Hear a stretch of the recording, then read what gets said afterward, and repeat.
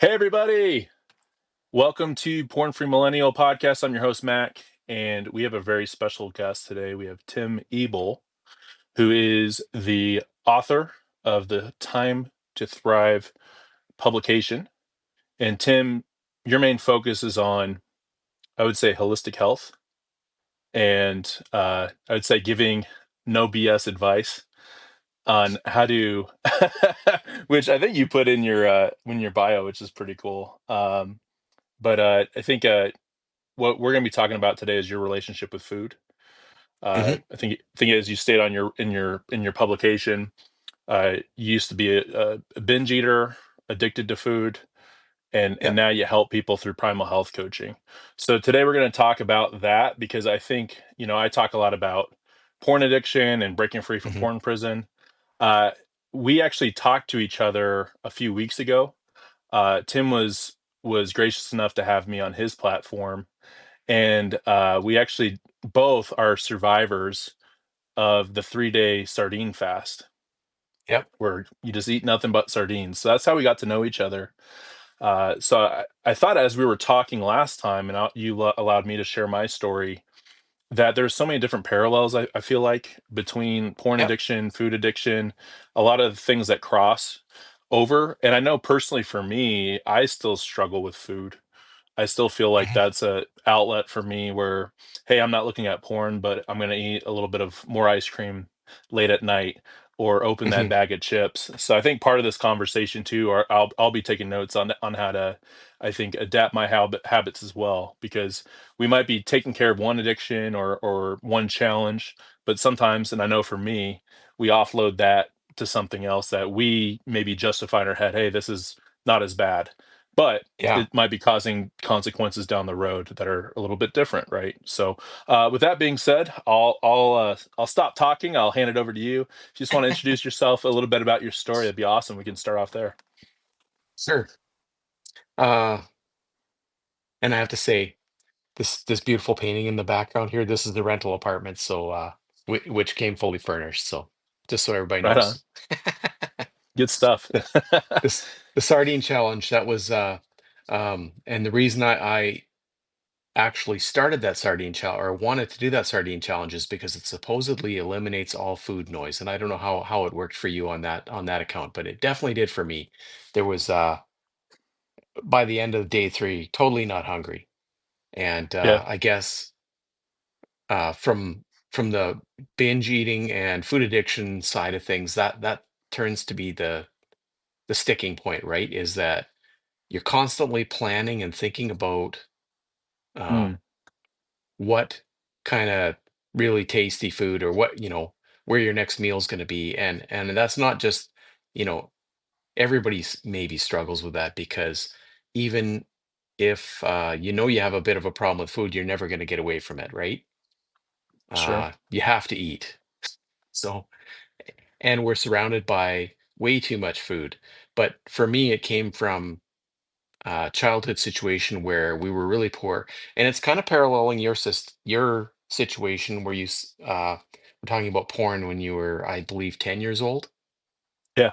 Yeah. It would have started between 7, 8, 9, 10 in that area where things weren't very good at home. There was some violence and a bit of other abuse, and I was also being Gen X, like totally on my own. Like all of the there was not much supervision, let's say.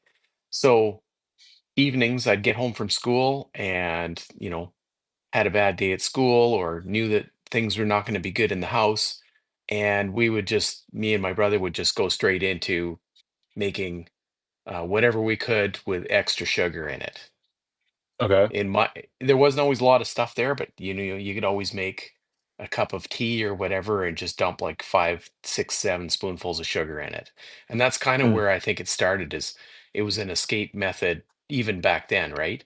And then whenever there was good food on hand, we would just eat as much as we could possibly hold. Like that was the pattern. It's like nothing interesting for like a couple weeks. All we'd have would be there'd be time periods where all we'd have is potatoes, eggs, and oatmeal for like three okay. weeks straight. And then all of a sudden somebody would bring something better into the house, like chicken or whatever, and you just both me and my brother would both just fill right up, like because you don't know when the next time you're going to be not starving, basically for what you consider a treat, right? So Sure. carrying through and then just not realizing that it was a problem either is because uh, we all know guys that can eat, an entire pizza, and that's considered a normal thing, right? Yeah, I know him. It's me. But so now I realize, and I only came to this realization like this year even, is that what I was really looking for was that totally full feeling, because Mm, that's like emotional comfort for me, is mm, to have that pressure on the inside. So, and then I mostly had it like it never really caused, in quotation marks, that much trouble as I got into adulthood, although my weight would go up and down. But what really kicked off the problem for me was when we had some emotional troubles a few years back, uh, which revolved around our children, right? And I don't really want to get into the situation, but basically, I was really depressed and I was working away from home. And so my wife and I were phone communication every night. And I did talk to people at work about the problem, but it just sort of snowballed. And I started stopping every night and picking up fast food instead of cooking anymore. I stopped cooking for myself or preparing anything. I was just picking up gas station food or McDonald's or whatever. And then before you know it, I was picking up McDonald's and then also going to Wendy's afterwards. And then before you mm, know it, I could hit three places in one night. So, mm. and it was just uh, totally felt out of control. Like there was no stopping it. It was like a runaway train. And that would have been, that led me to uh, like really deep shame. Like there was no getting around the fact that I had a major problem. But at the same time, I couldn't talk to anybody about it. There was no way that I was going to be going to a doctor or talking to another guy about it or letting my wife know what was going on, even though. And since we weren't in the same town, I was living in my RV, and that just leaves you wide open to do closet eating or any other addiction, right? At that point, if I would have been the kind of person that would have picked up a bottle, then I would have been a major alcoholic. And that could have been even worse probably. Sure. Eh, So anyways, then I put on I think 45 pounds total, which I'm not a very big guy. So 45 pounds, that's like a third of my body weight. And at that point, nothing, no clothes don't fit, feel Right. ugly, and don't want to be caught without a sweater on. Definitely not going to the beach, and you don't want to talk to people anymore because you feel, even just walking up to talk to people, I felt, you know, basically unworthy. And after that started happening, I started eating even harder. Then Mm. I had to give up running because it was just too uncomfortable to run anymore. Which, but you just I don't know, you make all kinds of excuses for yourself. And it was right about that point where I started feeling kind of a bit suicidal and, thinking that it was either solve this problem or kill myself. Literally, that's how I was thinking. So, Yeah. and I Yeah. knew that I had to talk to somebody about this, and I didn't know who to talk to. So I looked at books online, right, about Mm. eating issues. And that was even more of a downward spiral because everyone that I picked up, even if they said on the cover that it was talking to all groups of the population, I'd get like a chapter or two in, and it was obvious that it was totally aimed at women, and it would actually be uh, what's the opposite of misogynist? Anti-men. It would literally be Sure. anti-man and anti-masculine and blaming everything on men, which, justified, maybe that might be a totally justified position. But for me, it was very unhelpful because I'd go in Hard and to it, relate to that. yeah. So it felt more and more like there was no way to turn for help. So I ended up searching just locally online for a fitness coach or for a personal trainer because I thought, well, maybe if I got a personal trainer. And I ended up finding a nutritional coach, and she turned things around for me. And all I needed was a way out, basically. And but we didn't address the actual addiction to food at the time. We just got me on a different diet, which is what it Okay. took, like, to get away from the processed food. Because uh and it's my firm belief that you can have a major mental illness based on what you're eating, let alone any other things that are going on. That can be a major part of the puzzle.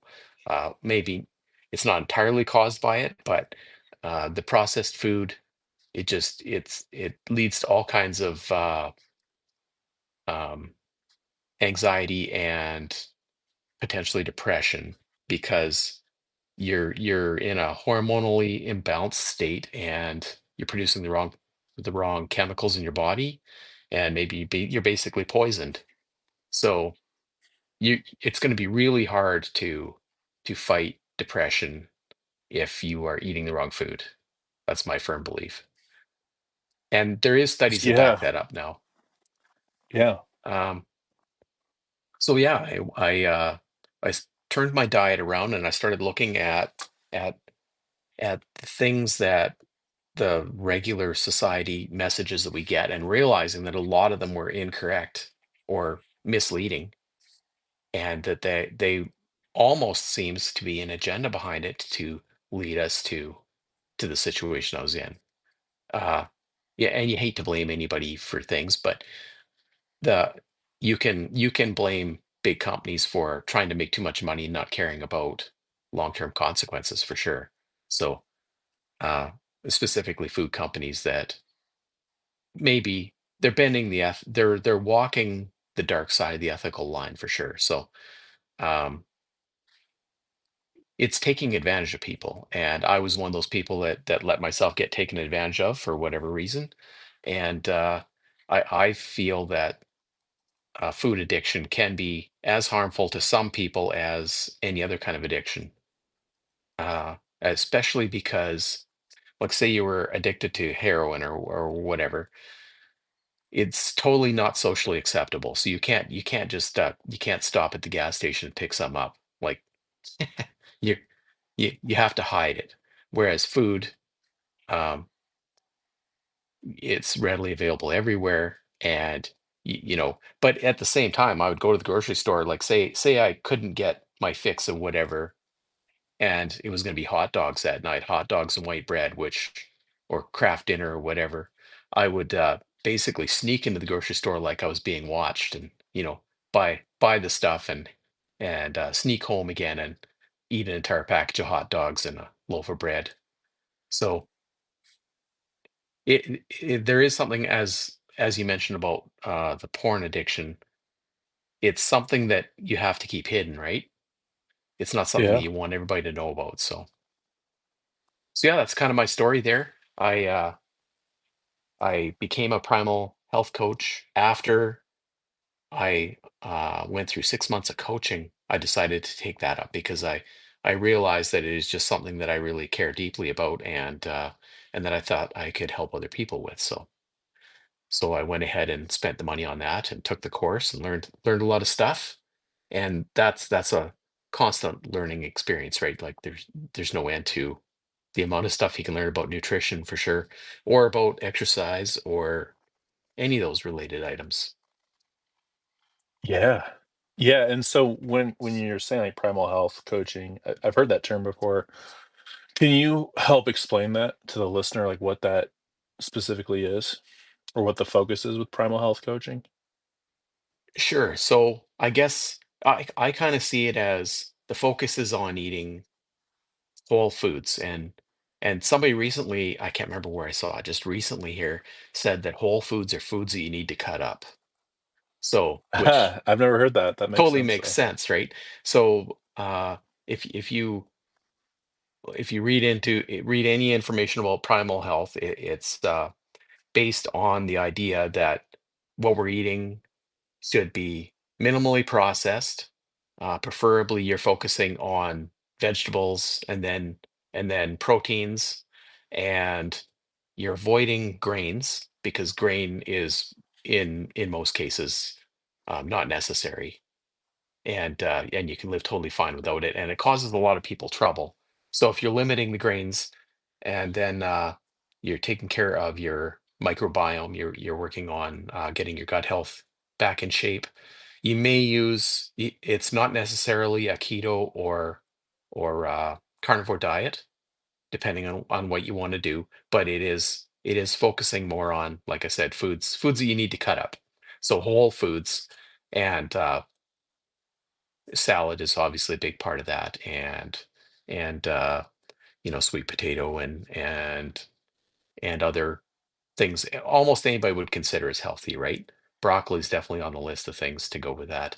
I mean, the bottom line is that eating a lot of you know subs from the gas station and McDonald's is not on the Primal Health ticket. So, No. and then exercise, movement, right, comes next, and not necessarily gym workouts. It can be hiking or walking or kettlebells or whatever. But to get more movement in, um, I should have dragged up all the different things. But that's basically it in a nutshell. Is it's more of a holistic approach to things.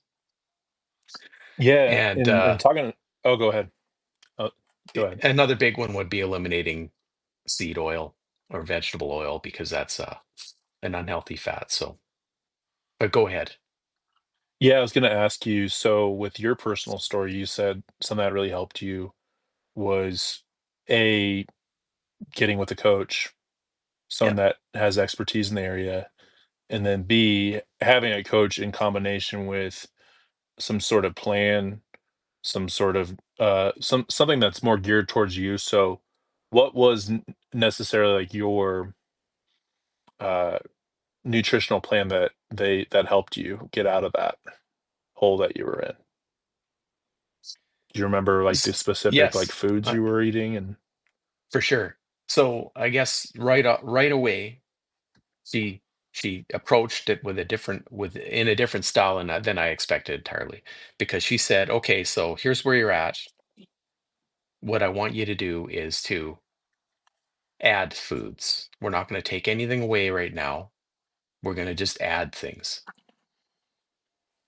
And she said on the first week I had to add, and I can't remember the exact amounts, but she wanted me to get in 30 grams of protein for the first meal minimum, and then 30 grams. I guess I do remember exactly 30 grams at lunch and 30 grams for supper.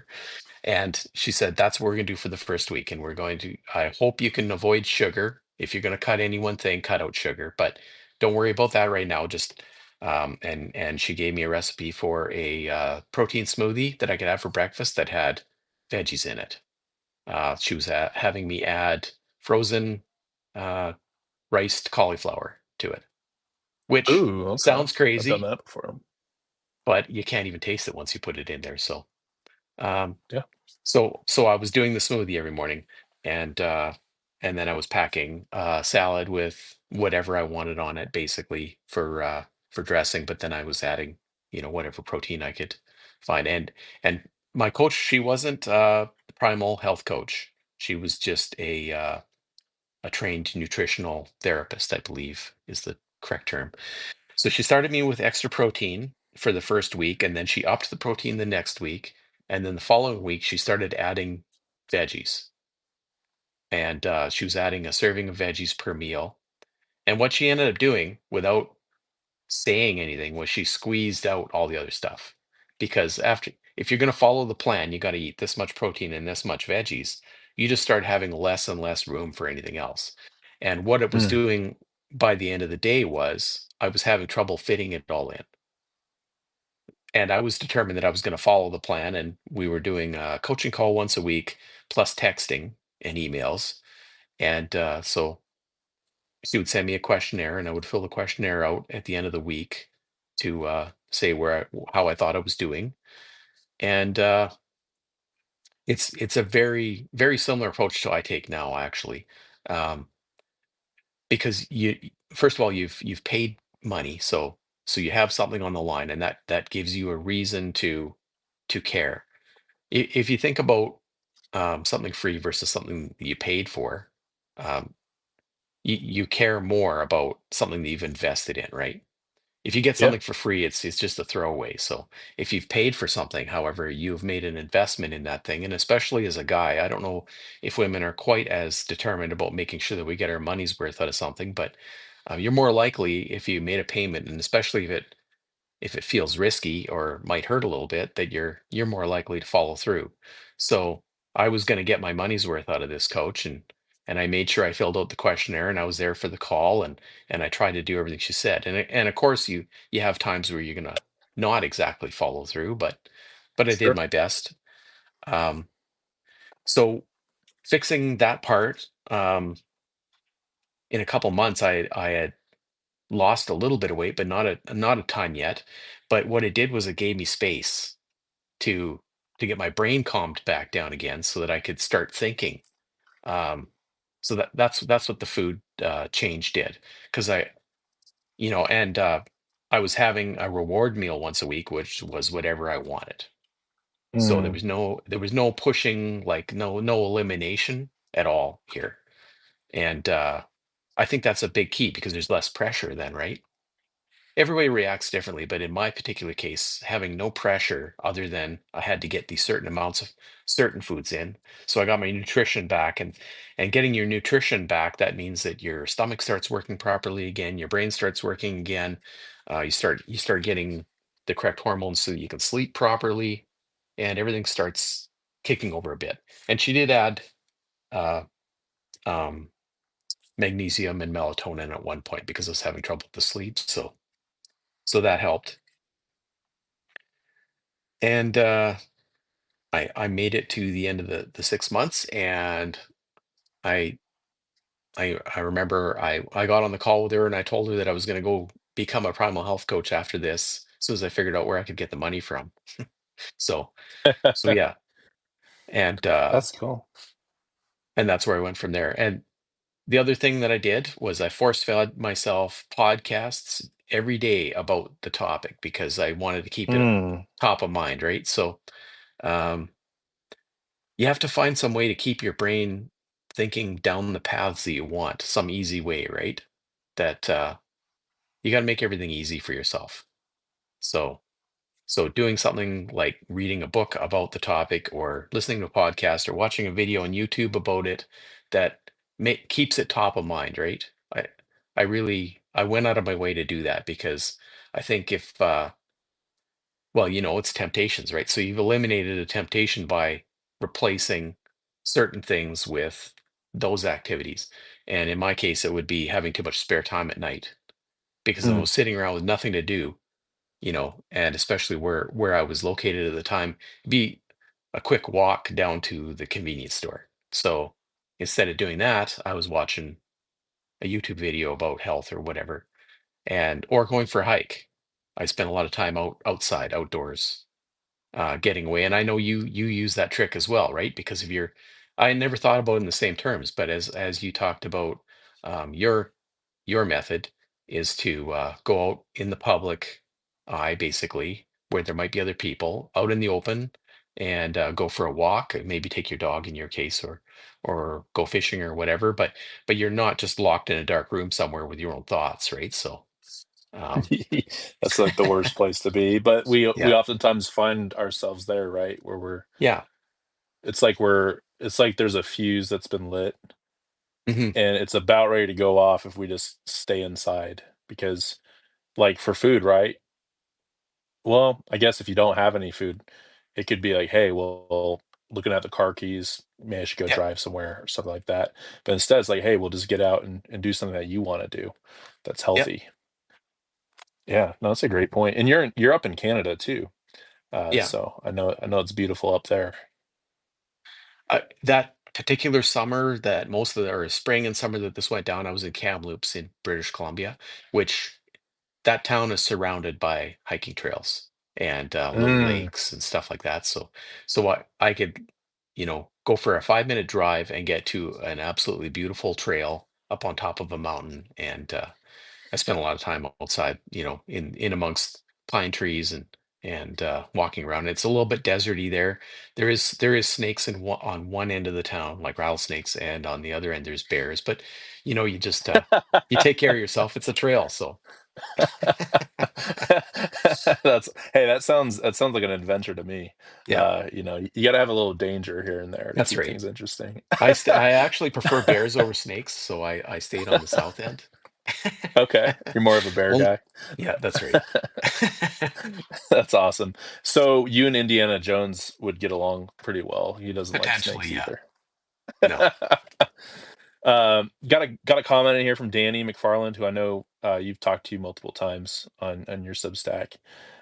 It is so important to replace the bad habit, in parentheses addiction, with a good habit. Hmm. Spot on. I think that's what you Yeah. were basically talking about, right? Is it seems like too, just listening to how you start to turn things around with, because I relate a lot to what you had to say with food, but then talking about porn addiction too, where it just feels like this runaway train. There's all this momentum going one way, which is not the good Yep. way, and it's almost like, I think you are you a Star Wars fan? You like Star Wars? Yep. Older Star Wars. I'm not Yeah. Okay. So necessarily. I knew it. I knew you were one of the real ones.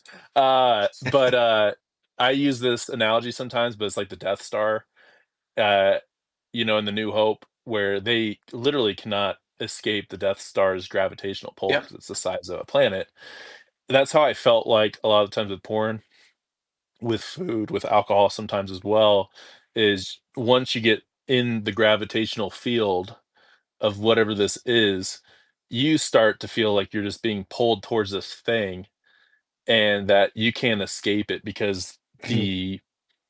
the gravity of the situation, or the gravity of your shame, the gravity of maybe the consequences that will happen. Sometimes they just feel like you can't escape them, like they're Yep. inevitable almost. And I think what really resonated when, as you've been talking about this, is once you start putting in good habits where there's no room for these bad habits, that gravitational field starts to weaken. Yep. Uh, and I loved how you said, because I think you said earlier, right? Like one of your main needs is to feel full, to Mhm. have that fullness inside. And did you start to Whole Foods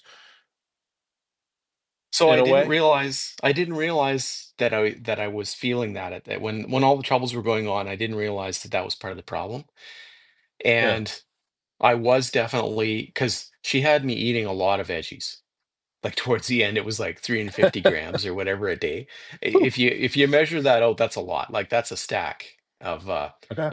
I was taking a big bag of carrots to work, and just raw carrots, and a big salad, and I was getting it done. Like I was, but at some point there, it was almost too much veggies, right? And I eventually started working intermittent fasting in, and I Hmm. kind of threw myself into a tailspin because Okay. so when I was staying totally full with those veggies and extra protein and everything else, because that protein shake in the morning too, that was like a I was not used to eating that much breakfast, and putting down up to 50 grams of protein first thing in the morning is pretty hardcore when you know 'cause, like I work long hours because I'm in the petrochemical industry. So if you get up at 5 in the morning like I do, and you make your smoothie, you're going to drink it before it gets warm, right?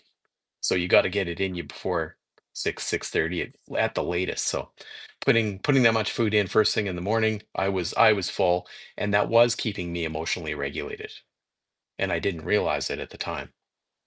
Hmm. And then when I started intermittent fasting, it became like a swing cycle, if that makes any sense. I would um, not have any food until noon, and then have way too much food in the evening, is what was Hmm. happening. Right. So it was counterproductive at first, and I didn't realize what was going on. I didn't realize why I was getting so hungry, right? Um, But eventually that started, once I started taking care of the emotional aspect of things, that started going away, and the intermittent fasting worked like it was supposed to. So of course nothing's ever perfect, and we don't have Right. a steady state life, and emotions go up and down, but for a while there I did get at least the surface of the emotions dealt with by going to talk to some people, and you know working my way through it on my own. With I picked up a book about forgiveness, and for the book talked about forgiving yourself and getting forgiveness from other people, or feeling, you know.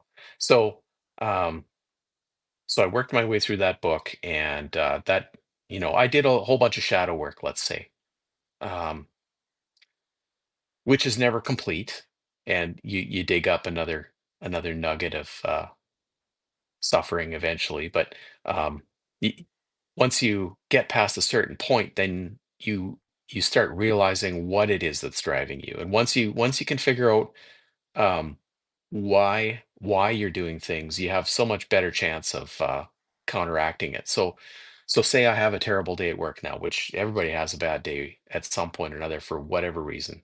And it might not be work, it might be you might have had a bad day in traffic even. But Mm, say somehow somebody gets in there and pushes your buttons. right. That's what it really boils down to, right? Is we've all got buttons close to the surface, and the wrong person gets there, and they see that, and their their personal struggle is that they have to push those buttons. It's not a choice. These people just show up, and you just match up, and they just start hammering on your buttons, and you had a bad day then. Uh, I think everybody can relate to that. So then, if Yeah. I have that bad day and I'm not paying attention to my emotional state, and I let it go on autopilot, I'll get like a feeling of dread inside of me. Mm, And what it actually is a feeling of my stomach being empty at the same time. And mm, if I don't realize that that's what's going on, I will just detour to the closest bad food source, preferably, you know, either gas station or fast food. Or if that's not available, if I don't plan ahead of time, I have to have a plan, because if I don't have a plan, um, mm, my subconscious mind will start kicking out thoughts like, well, you can just swing past that supermarket over there, and it'll trick me into getting into the supermarket. And then once you're in the supermarket, well, you're walking down, the chip aisle, or past the frozen pizza aisle, or whatever, like whatever it can, no matter what. Our subconscious minds are made up of different parts that they're not pulling the same way that we want to pull necessarily. You might have 8 or 9 chunks in your subconscious mind, and one of them, all it cares about is getting that fix. So it'll stick thoughts out there, and it'll trick you, and before you know it, you won't even consider what you're doing. You just walk to the wrong spot of the store and pick that up, and you'll be heading to the counter. At that point, you have a choice. You'll be like, why am I doing this? Oh well, too late yeah. now. And you just head straight up there and buy it. That's what happens to me, right? Once you go too far, you feel like you've committed, which your so what would apply there, correct? Is the so what? You could say, Yeah. okay, so I'm in the chip aisle, or so I'm right beside the cookies. So what? You could say that if you remember to say something like that to yourself. But you might Yeah. say, "Uh-oh, it's too late now." And once you have that thought, then you're done. So it's important to have a list of tools that you can pack around with you, really. Um, and then it's important to remember that you got those tools. Like, you've got a good framework, and I don't remember. It's so what, then what, now what? I can't remember your Ooh. list of things, but So is then what? So what? Now what? So you okay, basically had it. close. I'll Yeah, I'll give you close. 3 out of 3 on So that. yeah, if you have like, and everybody's got their different predilections for tools, but I feel like if you're an addict of anything, you got to build yourself a toolbox, and you got to pack. It could be you get a tattoo on your arm that says the thing, and you look at that, or it could be that you like to journal a lot, and first thing in the morning you ask yourself, how can I make sure that today I have a good day? Like there's all kinds of tools. I'm a big fan of making up tools and methods. So I've been slowly writing about them. I never considered to share them until a few weeks ago, like the actual Okay. specifics. But I'm planning on writing all the ones I use down because everybody's different and you need a wide variety available. Yeah. Because one of them will match up with with what works for you. So I so love yeah, for that, Tim. me, one of the tools that I use is I food prep. I food prep the Oh, shit out of okay. my life, and then if if I and I when I go to the grocery store and I'm in a good range, I uh I go out of my way to buy way too much of the things that I'm supposed to eat, so that when I bring that home and I put it in the fridge, and like I said, I'm on the road every week. I spend half my week at home and half my week at work. So half the week I'm totally relying on myself to keep out of the ditches. Um, Nobody there to guide me, like nobody else to answer to. So on the way to work, I stop at the grocery store and I pick up a couple steaks and whatever things that I consider the correct food, right? Get that back to my fridge or bring it from home. I'll bring frozen food. Like I'll cook. Sometimes I'll meal prep a week's worth of food and I'll bring it with me in a cooler. Okay, so now if I have that back at the room and I've had a bad day at work, I know that if I don't go back to the room and eat that food, I'm going to be throwing it away.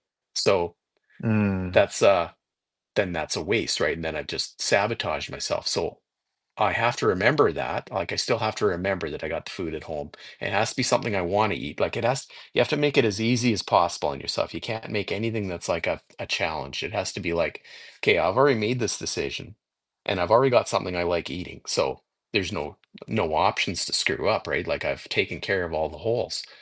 And yeah, because I guess it would be just a matter of me letting myself go for a month and I'd be back to where I was, is how it feels. I know it wouldn't be quite as bad because I've got the experiences, but it does right. feel like it is a slippery slope. So you take care of that slope. You put some sand on it so it's not slippery anymore, and you add friction. You make it harder to screw up. I guess relating that to a porn addiction, you add friction by removing your devices from your bedroom and by making sure that like you said you're out in the public instead of in a dark room and you add as much friction as you can. Like there's no reason that we need to do everything by willpower and hard. Like we make it easy. And I think if we maintain uh, a good like obviously you're gonna have challenges, you're gonna have setbacks and stuff, but if you maintain a fairly even slope of a rise over long enough time, Mm, we build good habits, and then you can rely on those habits. Um, yeah, I've talked a lot about that now, so I love, and if you're watching, I'm looking down. I'm just taking notes yeah. because I think there's a lot of really good stuff in here. Yeah, and I mean, it's just kind of nuts.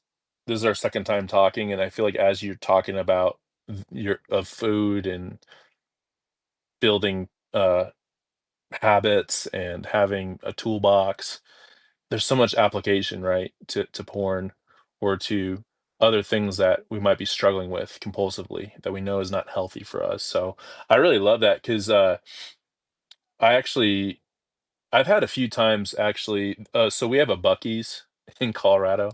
I don't know. You're from Canada, so you're probably you Americans are Nope. crazy. But Bucky's is like this giant, crazy, like bright lights spectacle, American spectacle that started in Texas, and it's just this giant gas station, and uh they have like this giant thing where they'll like make meat and like cut up brisket and stuff, Oh and yeah. all that. So I've had some times because it's between my girlfriend's place and like where my home base is. So that's one thing that really resonated with me. I had one time actually I went in there where there's part of me that pulled me in there.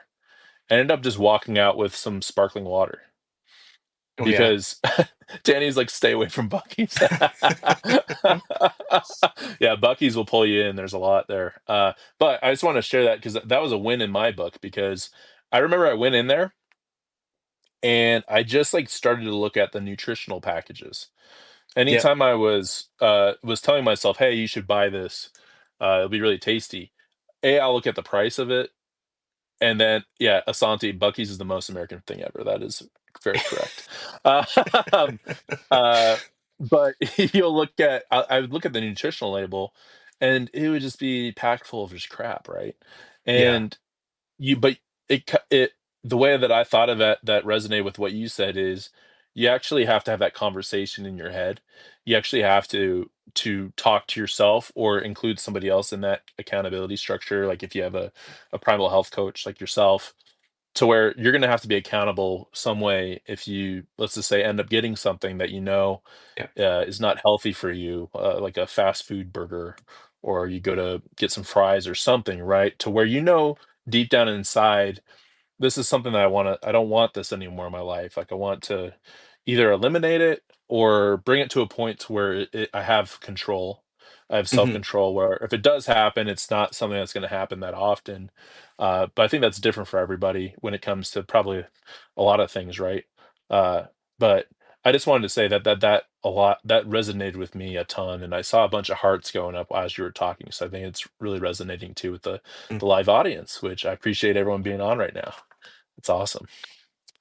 Yeah, and I think, like, just to be clear, like, some people are going to be able to get away with having McDonald's once a week or whatever, and Sure. that's not their thing. That's not their poison.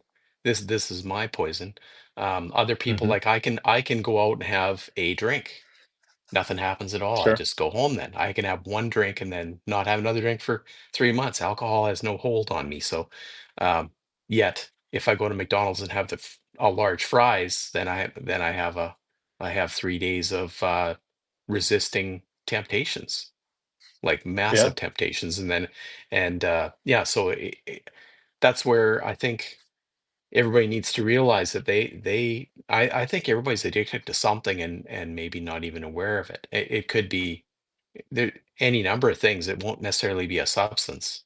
It could be the feeling you get from a properly spreadsheeting all the information, and it's fine to be addicted to that. That doesn't probably cause you any problems in your life. But I know people that are at work that are perfectionists, and they're at work, and so we've all got these little things that we use to cope, and some of them are going to Mhm. be more harmful than other things for sure. Um, I I think self-awareness is where it's our job to be more self-aware. I feel like it's our duty as people, as human beings, to to try to grow and be more self-aware. Um, and it doesn't even matter if like the food it's harmful to my health, but it doesn't really hurt anybody else per se. So for my own best interest, I need to keep this under control. And I say it doesn't really hurt anybody else, but that's not really true, because if you're Right. depressed and upset and stuff, you're going to be an asshole driver, and you're going to be, you know, so it does actually affect other people, but it's more in my purview. Like, it's my body that's getting messed up, and my relationships. It doesn't really affect as much my neighbor or whatever. Um, but it's up to us to take care of ourselves, I guess, is where I'm trying to go with this. It's our job. Yeah, and I was kinda thinking, like, with relationships wise, I mean, I feel like in a way, it would likely create some kinda distance between you and your significant other if Mm. there's a form of being secretive or you're doing something, but you don't really want other people to know. I know for me with porn, obviously, that was a big deal. That was a part of Yep. my divorce about of 5 years. But I'd even say I think there were times looking back in the past where it'd be maybe getting drunk or yeah, maybe Yep. just sneaking off with some food and it'd almost be like, "This is my little thing, my little secret." Yep. Uh, and, like, I think we tell ourselves that a lot is there's absolutely no one else is gonna be affected by this, but, I think to what you've been saying too, like, if it's causing you to be depressed and to be, isolate yourself from other people, right? That's ultimately a conversation that you have to have with yourself and ask yourself, "Hey, is this really something that's serving me? Am I being the Yeah. best version of myself that I can be? And of course, we're not perfect, but if we have that conversation with ourselves that first time and Yep. have something down in writing or a commitment, it's really hard to overlook that and to just brush it off like, okay, I wasn't in my right mind at that time. I yeah, I'm not going to do that anymore. I think that kind Hmm. of sticks, I think, with people, and it could be with anything, but it's sometimes it's like that, like you were talking about, where you got to that rock bottom place of saying, hey, I got to turn this around. I've got option A or option B, and option B is not a good option at all. Yep. And just knowing that you have a way out, right? You said something about space, which I really liked, creating space. Yeah, I guess if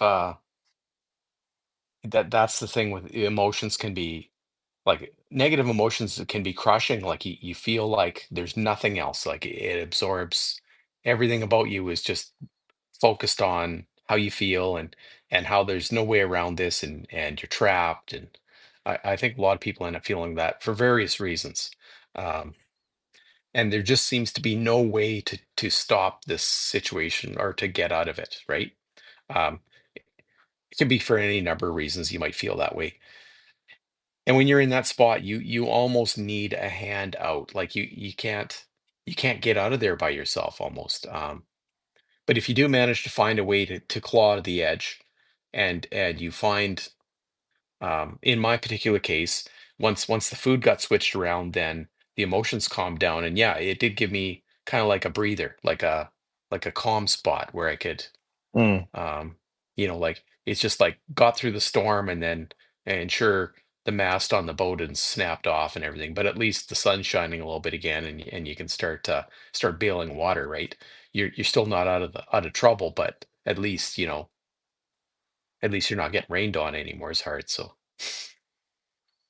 Yeah, and it's almost like too just having those moments because I had that moment too where I was considering option B, right, of not moving forward.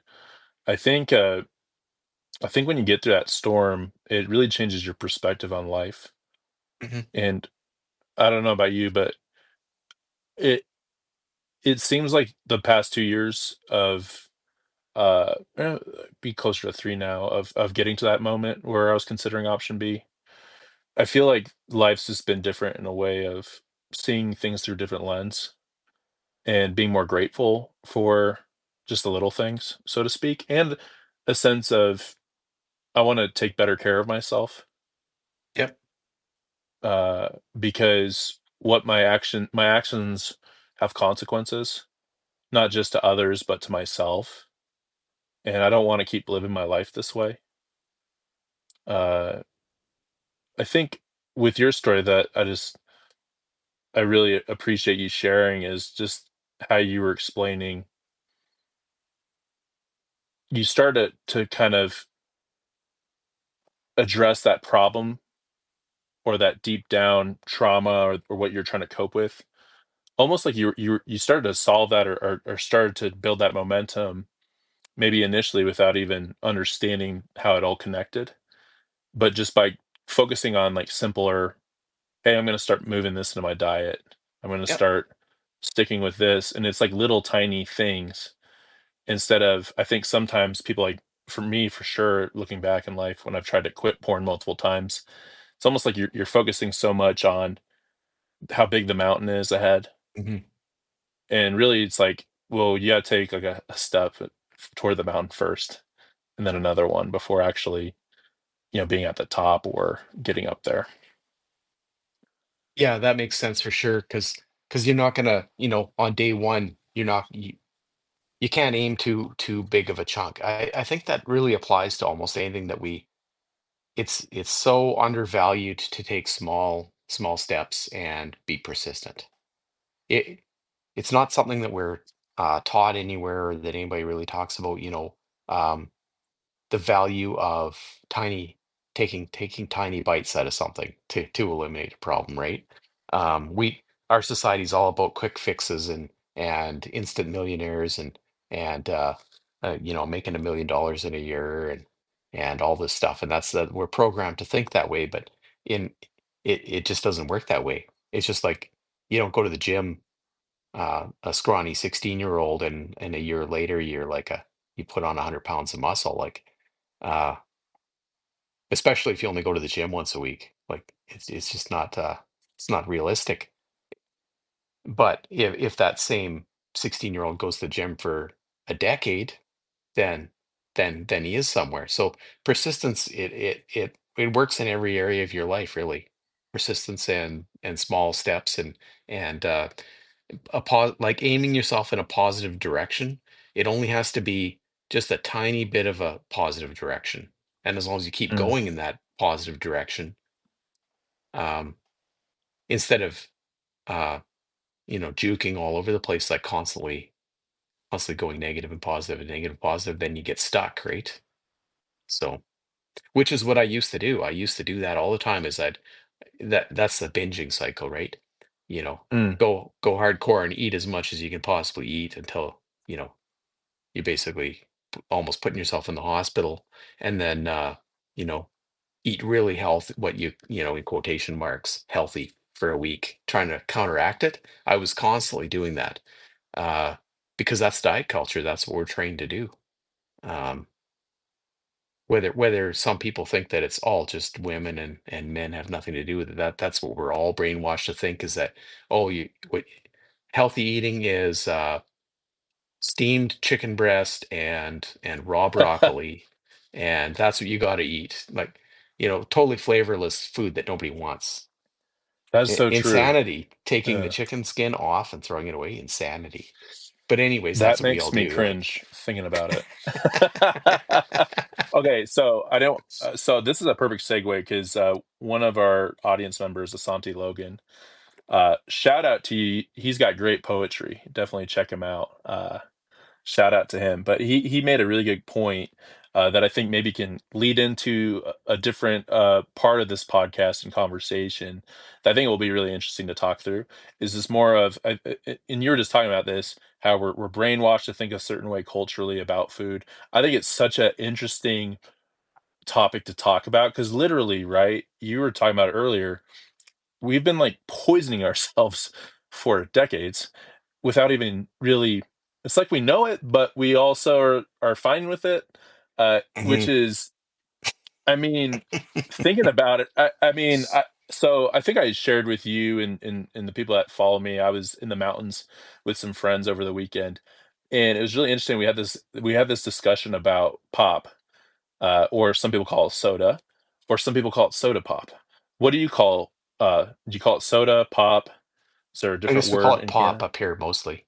Pop. Okay, I'm more Yeah. I'm more kind of a pop guy too. Maybe that's the mountain time zone. Yeah. Uh, but just of how I almost feel like, how you watch a movie today and barely anyone's smoking Yep. cigarettes, but you watch a movie that's maybe set in a time of the 70s or the 80s, or you just watch an old movie, right? And like everybody's smoking. And it's almost a nostalgic look back on it. Now today that, oh my gosh, that Yeah. person's going to get cancer. How unhealthy. I feel like pop and soda is going to be the same way. So when we look back 10 years or 20 years from now, hopefully we look back like, oh my gosh, that pop is like poison in a can and they're Yeah. just drinking it and they're trying to be cool. I feel like it's a cultural thing. And Asante said something of non healthy habits and things both physically, spiritually, are commonly promoted or more commonly promoted than healthy habits, things in our culture. So Yeah. I thought that that'd be an interesting thing to talk about from your perspective. Just yeah, if you just want to take it away, just with a cultural perspective on food, on diets, and just like what like where did it go? Where did it all go wrong? And where do you see things like Yeah. right now? I think you said something really interesting there. You said we've been poisoning ourselves, and I guess we're just somehow okay with it Mm, because we all know. right. Like Danny and I have been doing these food label, or we're going to be doing more of these food label exposés. It says right on the label that they're lying to you. and, and somehow everybody's okay with it. Like, I go to the store here in Canada, and you know how hard I've tried to find sour cream that actually has cream in it? That's ridiculous. It makes no sense. It doesn't have cream in it, but it's called sour cream. Um, for instance, or it says made with olive oil, and what they mean is they used a tablespoon of olive oil in a giant thing of mayonnaise, like, Jeez. and the rest is vegetable oil. So they are literally, it's food fraud. They're committing food fraud, and we're like, oh yeah, you guys, haha, boys will be food company boys will be boys, kind of, like they just let them get away with it. Nobody cares, and everybody just keeps buying the stuff and eating it. And I consider it to be like a massive self-delusion of some sort. I don't understand it. And Yeah. I And was part of it for the longest time. It's getting to the point now where it's super frustrating because I've read so many food labels now that I go into the grocery store and I'm like, just shake your head and what are they going to think of next? And I'm watching some of the products get worse. Uh, for instance, um, the dairy products in Canada, at least, the amount of carbs is going up and the amount of fat is going down, even in the full fat. Like I don't know. You read if you read the label, the carbs are going up in the dairy products over the last 2 years. So things are still getting worse. And then you go to the gas station and there's an entire wall of energy drinks. Like we're talking the entire one wall of the gas station is just energy drink coolers. Like nothing else on that wall. Maybe some water and energy drinks, which or like the it, coffee that's like, hey, it's a frappuccino, but it's got like yeah, 40 grams of sugar, 50 grams of exactly. carbs. And that's all on that wall. It's just sugar drinks with extra chemicals in it. So, and that, and like you said, people are drinking the stuff, and that's making them cooler, or they think they're being cool, right? And that's exactly what they're selling. Is they're selling the cool factor, Monster Energy drink or whatever, and people get stickers and put it on their truck and everything else. And it's really not cool though. Like, if people Yeah. actually taste those things, like I've had a couple energy drinks and that's it. I don't like the way they make me feel, but they don't taste all good to me either. Like they're over the top. It- It's interesting too because it's like because to I don't think I've really told anyone this, but one of the things I gave up for the year was energy drinks. oh yeah. So I've been alcohol free since, gosh, I think close to 100 days now, and same thing with energy drinks. So that was actually something I was doing, was a habit, was anytime I'd go see my girlfriend to visit her and I was coming back to my Mhm. home base, my RV was, I would stop and get an energy drink. That was just something that I did. And sometimes I get two, sometimes I get three, sometimes I get five. Dude, I remember Christy Keller. I've never sipped an energy drink in my Oh, life. you've dodged a Wow, bullet. you've dodged a bullet. And I think Danny said something too. I think she just said, well, why would they want to poison our food? And we are so trusting to what we are told about food and food marketing. I think it's so true. And I think it's such, and I was going off on a little bit of a tangent with energy drinks, but I also think it's like how things are packaged, right? There's some things that are packaged that look healthy, right? Mhm. Just the way that the package looks, it's very aesthetically Oh pleasing. yeah. Definitely, like, some of the colors or the artwork, and you're like, "Oh, wow," and they kinda do that with, Yeah. like, beer and stuff too, where it's like, "Oh my gosh, like, what a cool label."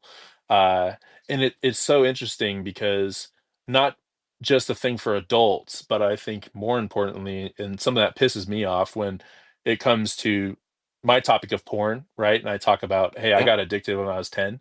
I think it's the same thing with kids. I mean, gosh, like, every kind of food, and I'm not judging parents, right? But ultimately, there has to be some kind of line you draw as a parent with your kids to say, "Hey, like, this is literal poison that they're eating." And I think that's a tough thing because it's like a social thing, right? That Yep. but it's so baked into our culture, no pun I mean, baked into our culture, I guess that's a pun. But literally, right? Yeah. Like, you go into any of those aisles and the brightest, most fluorescent candies or cereals that Yep. are basically candy are right at eye level of the kids. And they do this on Yep. purpose. I mean, they do this everywhere where they're going to put the most addicting, Yep. bright thing right in front of the kid's eyes and they're say, "Mommy, Daddy, I want this." Yeah, they have those displays, especially for the Easter candy and the Halloween candy that, on an adult, it's like maybe just above waist height, these cardboard containers that they use, and all the candies at like kids' eye height in those containers. And they're near the till, right? So then when you go up there, the kids are like, "Mommy," and you're already worn down at that point. The parents are already worn out at that point, and they're gonna just potentially buckle just to keep the kid quiet in the car, right? It's definitely and you look at the size of the giant sack of candy that they're selling now. They don't sell small servings either.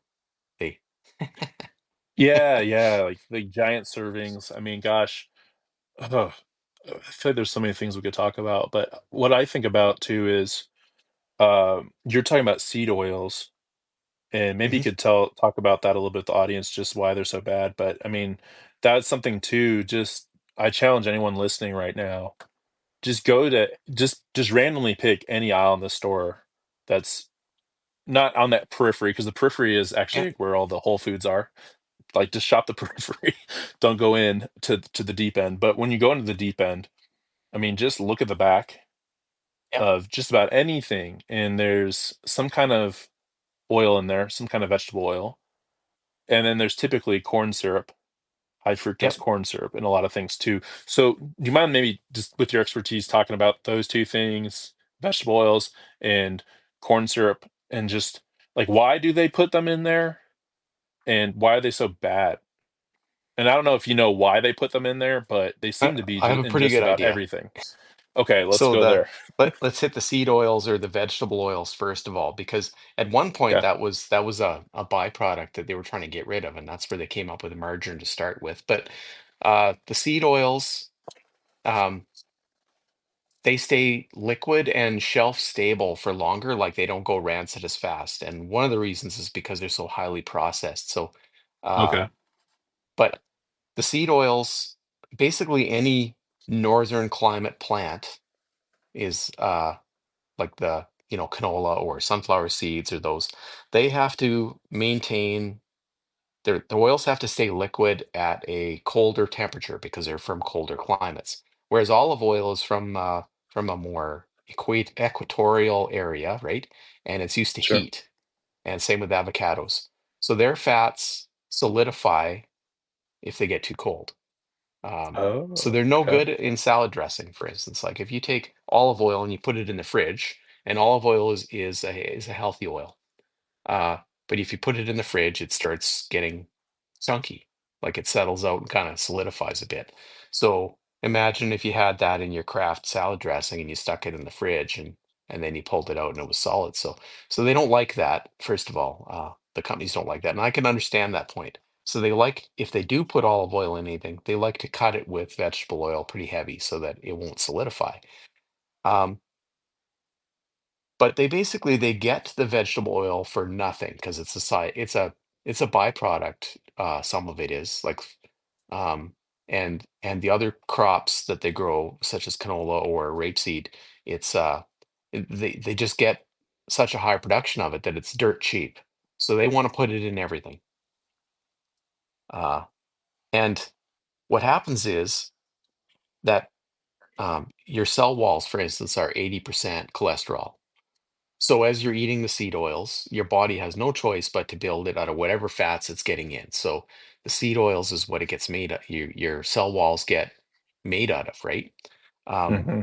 and the other proteins in your body, everything gets contaminated with the seed oil, and it's an inflammatory substance that creates free radicals. So it causes general chronic inflammation, Mm. and it has a half-life. It takes a long time for it to get back into your body, and I can't remember if it's 420, so 600 days. I should memorize the number, but there's an extra large number of days that it takes for half of it to leave your body.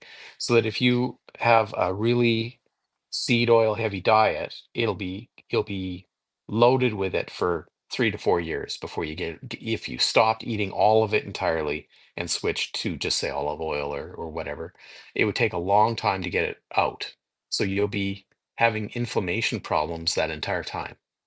Um, oh, there we Dan go. just said 620. That's even Yeah, worse. 620 days of half-life. Woo. So yeah, that's the problem with the seed oil, and it just happens to be really cheap, so they want to put it in everything. And what it does is it creates inflammation and leads to weight gain because when you're inflamed, um, you can't get rid of. like inflammation is basically it makes you puffy and you retain fluids and fats and everything else, right? Um, so that can by itself can cause weight gain. When you said Um, free radicals, what do you mean by that? Can you so explain when that the a little oil bit? gets broken down, it I guess you can think of it like if you're lighting a campfire, right? Hmm. And you're burning different fuels on this campfire, and you throw certain things on there that cause a lot of smoke and sparks and stuff. That would be how that oil, when it's used for energy, it burns it. It throws electrons off and Okay. basically cruds up the system, and those electrons smash into your DNA and leave holes, and that leads to mutations, which can lead to, illness. So Gosh. it causes a lot of damage to your mitochondria, and they don't function properly when they're burning either too many carbs or too much of the wrong kind of fats. So they prefer, you know, it's just like it's the wrong fuel for your car. You can think of it that way. It's like the crappiest. It's like mixing diesel in with your gas and dumping it into your gas car. It's not helpful. Um, the problem is we are trained to like the taste of them now. So because your taste buds adapt to whatever you eat all the time, right? And if you're used to things that have a lot of vegetable oil in them, then you get I wouldn't say crave it, but I actually really like the taste of margarine because that's what I had when I was a kid, Okay. and uh, and I kind of miss it, even though it's one Yeah. of the worst things you can do for yourself is to slather margarine on everything, but I still miss it. So it's basically getting used to the poison you've been eating, right? Um, in that case, butter's Well, pretty good because too, though. But because typically, right, like a lot of these foods also have additional ingredients in them, like Mhm. MSG, right, that Yeah, actually can cause that. Yeah, it can cause that craving, right? yeah. Ugh, And man. then we haven't even So covered rough. the so the high fructose corn syrup. It says it right in there that it's made mostly out of fructose. So that particular sugar gives you the highest insulin spike. Mm, So if you get something with high fructose corn syrup in it frequently, then your insulin is spiked all the time. Um, which means that you become insulin resistant. And once that starts happening, then your body has to crank out more and more insulin to do the job because the old amount isn't working anymore. So that can lead to prediabetes and diabetes in itself. But because they put so much high fructose corn syrup in things, that uh, gets us adjusted to eating sweeter and sweeter foods. So that mm. at a certain point, now you kind of need that extra bit. It's like when I don't remember which podcast I heard that in, but um, imagine you've got a parent that the kids are misbehaving, so she just yells at them a little bit, and then at first they toe the line, but then the next day they're misbehaving, and she has to yell at them a little louder. But she never does, like all she does is yell at them, so the kids don't stop doing it, and then she yells louder and louder, and then eventually the kids don't even know that she's yelling anymore. It's just background noise. So the more sugar you add to your diet, uh, it becomes background noise to have a little bit of sugar. So now you're used Mm, to eating sweet things, and it right. changes the way you perceive food until you reprogram, which is possible to do. Yeah, that's sometimes like I've been around people before where they literally will say, "Oh yeah, I'm eating healthy." And maybe it's healthy relative to what they have been eating, Mhm. but it's still not healthy.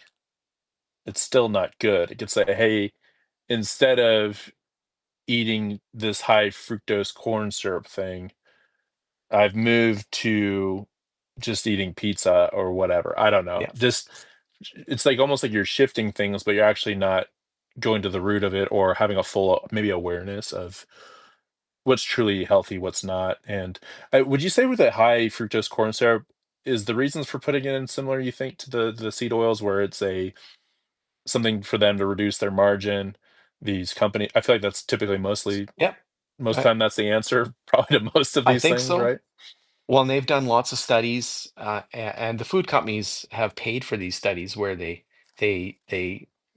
test different puddings, say, to see what kids will pick the most often, what they'll crave the most, like, and they'll use actual children to do the testing, right? So they, parents get paid or however it works, and Dude, they'll give the that's kid two messed samples of the up. pudding, and they'll say which one, and the kid will pick, you know, and they keep giving them one with more and more sugar until they hit the bliss point, I think they call it, where it's irresistible, basically.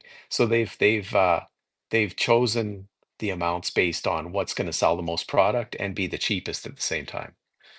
And you can say, well, that's just business. But the thing is that these companies also have no reason to not know the long-term effects on the public. So at the same time, right? They're just going to get their money out while they can. If it takes 30 years to kill you, then it's something that's really hard to trace, right? Um, so Yeah, no and then harm, if no there is a foul. lawsuit, I mean, and that's the thing that really I really it really bugs me and makes me really upset of how these companies are so powerful, they're so big, they're in bed with the government. So Yeah. then they can get away with this stuff, and then if there is enough social pressure, and I think a lot about the cigarette industry and how there was a movement, there was uh, change, I suppose.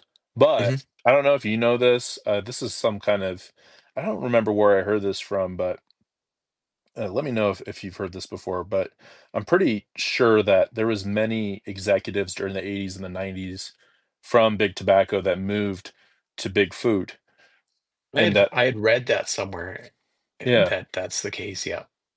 and it doesn't surprise me because it's like the masters of addiction. They Mhm. know. I don't know if you've ever seen the movie. It's a really good movie. I need to rewatch. It's called Thank You for Smoking. I haven't watched that one. No. Oh my gosh. If anyone's seen that, let us know in the chat. But I remember watching that in high school, I think. And that was around the time when I was in high school, was in I graduated in 2009. I think that was around the time Super Size Me came out. And Super Yeah. Size Me, I think, had a really big impact socially.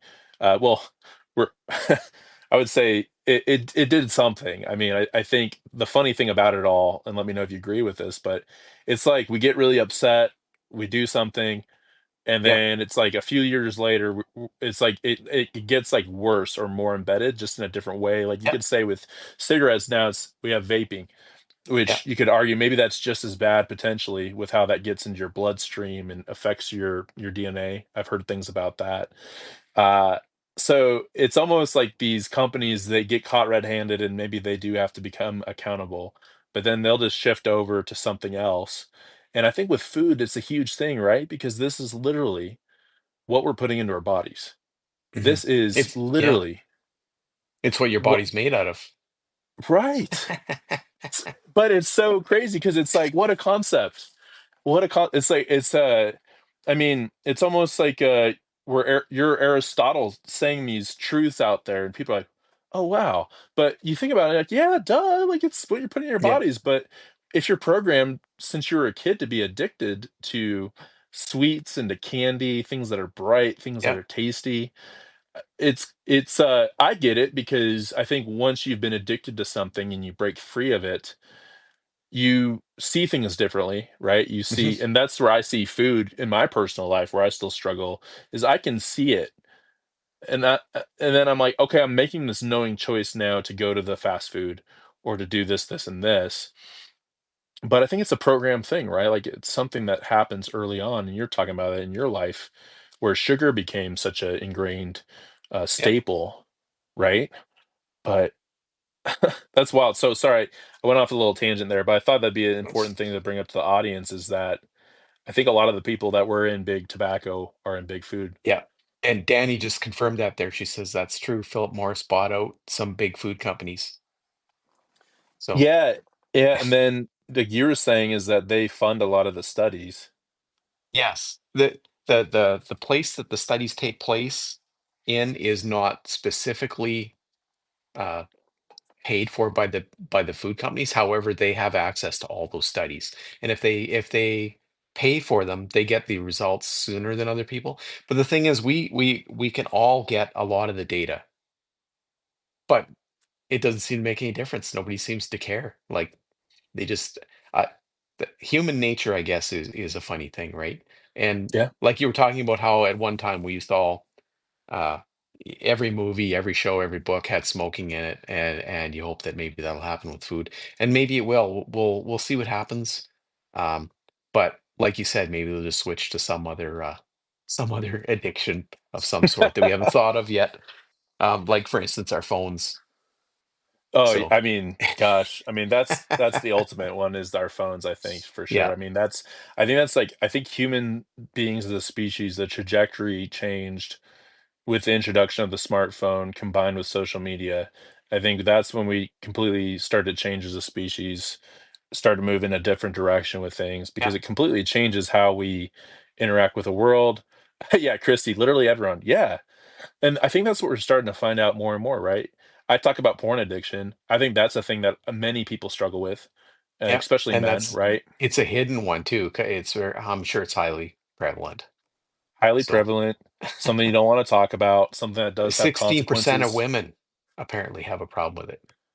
Yeah, So yeah, and that's kind of it's really sad because I think it used to be I feel like where it was mainly a yeah, thing for men, and now it's starting to become uh, a compulsive habit for women too, right? But I think like porn, I think on an even bigger scale, I think comparable to phones is food, and mm, especially food that's not good for us, food that's yeah, ultra processed, that has, like you said, seed oils in it, corn syrup. yeah. Oh, It man. has all of the signaling elements uh, cleaned out of it. Like it's been processed so that all the things that would normally give your body the chemical signals that it needs to know that it's got nutrition in it are missing now. So it's easy to overeat it, and your body doesn't really know what to do with some of it. It just it's like Yeah. it's unnatural, literally unnatural. So Yeah, and so it's almost like we're in this time right now in 2025 where it seems like addictions are skyrocketing. mhm. Uh, you have basically any kind of addiction through the palm of your hand, through your phone, really. Because when you think about it with food too, right? You've got DoorDash, you've got Grubhub, you got all these apps that are geared towards, hey, I don't even want to go through the effort to get in my car No, and to drive somewhere. and I'll you just know an order it on my interesting thing, phone. yeah, Yeah, an go ahead. interesting thing about those apps and that service is, since I moved away from Kamloops where I had that problem, I just don't use those services because Yeah. it's making it too easy for myself. So that would be like an alcoholic living next door to the liquor store. Like you just don't do that, right? Yeah, You or move having like an somewhere ordering else. service. Yeah, You could like exactly. order alcohol to your house Yeah, or something. yeah. No, I've used that app twice since then, and I just don't let myself use it because it's too handy. Plus, it's really expensive. It's Super expensive. It's kind of wild. And everything's like gone up because I think initially when it came out, it's like, okay, this is kind of expensive. And now it's yeah, like if you just get a meal for two people, it's like $50. yeah. If if you're just getting, some fast food or something. I think that's wild. But yeah, I think circling back, I think Danny said something and guys, thanks to everyone for being on right now. We're live with Tim Evil and we're having a great conversation, I think. Thanks for being alongside us and listening to us. Uh, this is just unlocking a lot of things that I think about all every day about food. I talk to my girlfriend a lot about this too. She was the first person that ever made a meal for me in my life in beef tallow. Oh, really? Yeah, she's Hmm. awesome. She literally lives on a farm. She rents like a tiny little house on a farm, and literally mostly all the food that she gets, that the meat at least, is from local, either the farm she's Oh, yeah. on or local farmers. And I was just blown away where she fried she made fries. She cut up some organic potatoes and dipped them in beef tallow. Hmm. And I was like, this is so tasty. And I don't feel so crappy afterwards eating like a whole food made in the oil of an animal. And I think from my understanding, I think fast food companies used to fry their stuff in beef tallow, if I'm not mistaken, even McDonald's. I think Back they did. must have been a Yeah. long time ago. So the cost of the of doing that is higher, and the Yeah. perception is that it's not healthy, uh, which is the opposite of the case. Like one of my favorite podcasters always says, Look at whatever the government tells you to do with food, and then do the opposite thing, because that'll be the healthy way to go." And and they'll tell you that cooking something in beef tallow is about the worst thing you could do for yourself. You're killing No yourself. kidding. Are you So. kidding me? Wow, that's crazy. Yeah, animal It's fats literally, were off the list for the longest time. They're starting to make a comeback, but yeah, and isn't that wild too? And maybe that plays into the programming is that we and that's probably another conversation. I definitely don't want to get political. I don't really talk a lot about political stuff with my because I just want to make sure there's an open door for yeah. everyone, and that definitely could close some doors. But I think most people can agree that our government, Canada, US, any government around the world, typically don't have the best track record with trust. Yeah. I think whoever's in charge, I just think that, I mean, you can just look at the food pyramid, right? And Hmm. how that was so wrong and destructive, and how basically the government can say, the FDA can say, hey, these Fruit Loops are fine, or this, and this Yeah. are fine. And then 10 years later, we get some study that says this is actually causing A, B, and C, and D.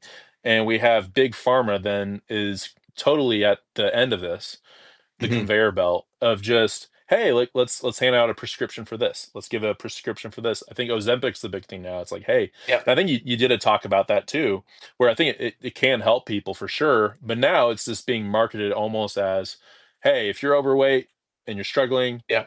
go on this, do that. And then there's a study 10 to 15 years later after that saying, well, actually, this prescription causes this, and this. And it seems Yep. like it's just this never ending cycle of ultimately, right, addiction to where we're getting hooked on something that is, I would say, geared or not geared, it's messaged as something that's safe, Hmm. something that, hey, our stamp of approval is on it. So you're good to go. You can give your kids this, you can eat this. Hey, by the way, it's got a little red 40 in it or Yeah. whatever. It's got a little this and it's got some petroleum in there. Hey, there might Yeah. be microplastics in your balls, but hey, who Yeah. cares, right? Yeah. So sorry, Yeah. that was like a little soapboxy, but now time for you to go on your soapbox if you'd like.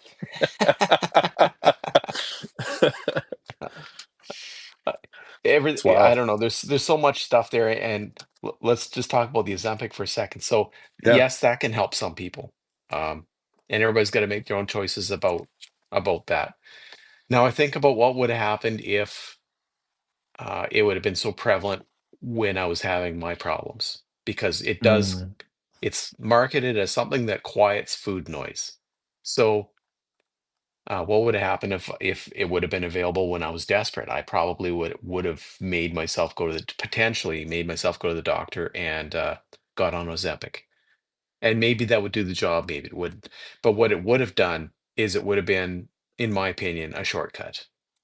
mm, So I wouldn't have had to do the inner work in order to get where I'm at.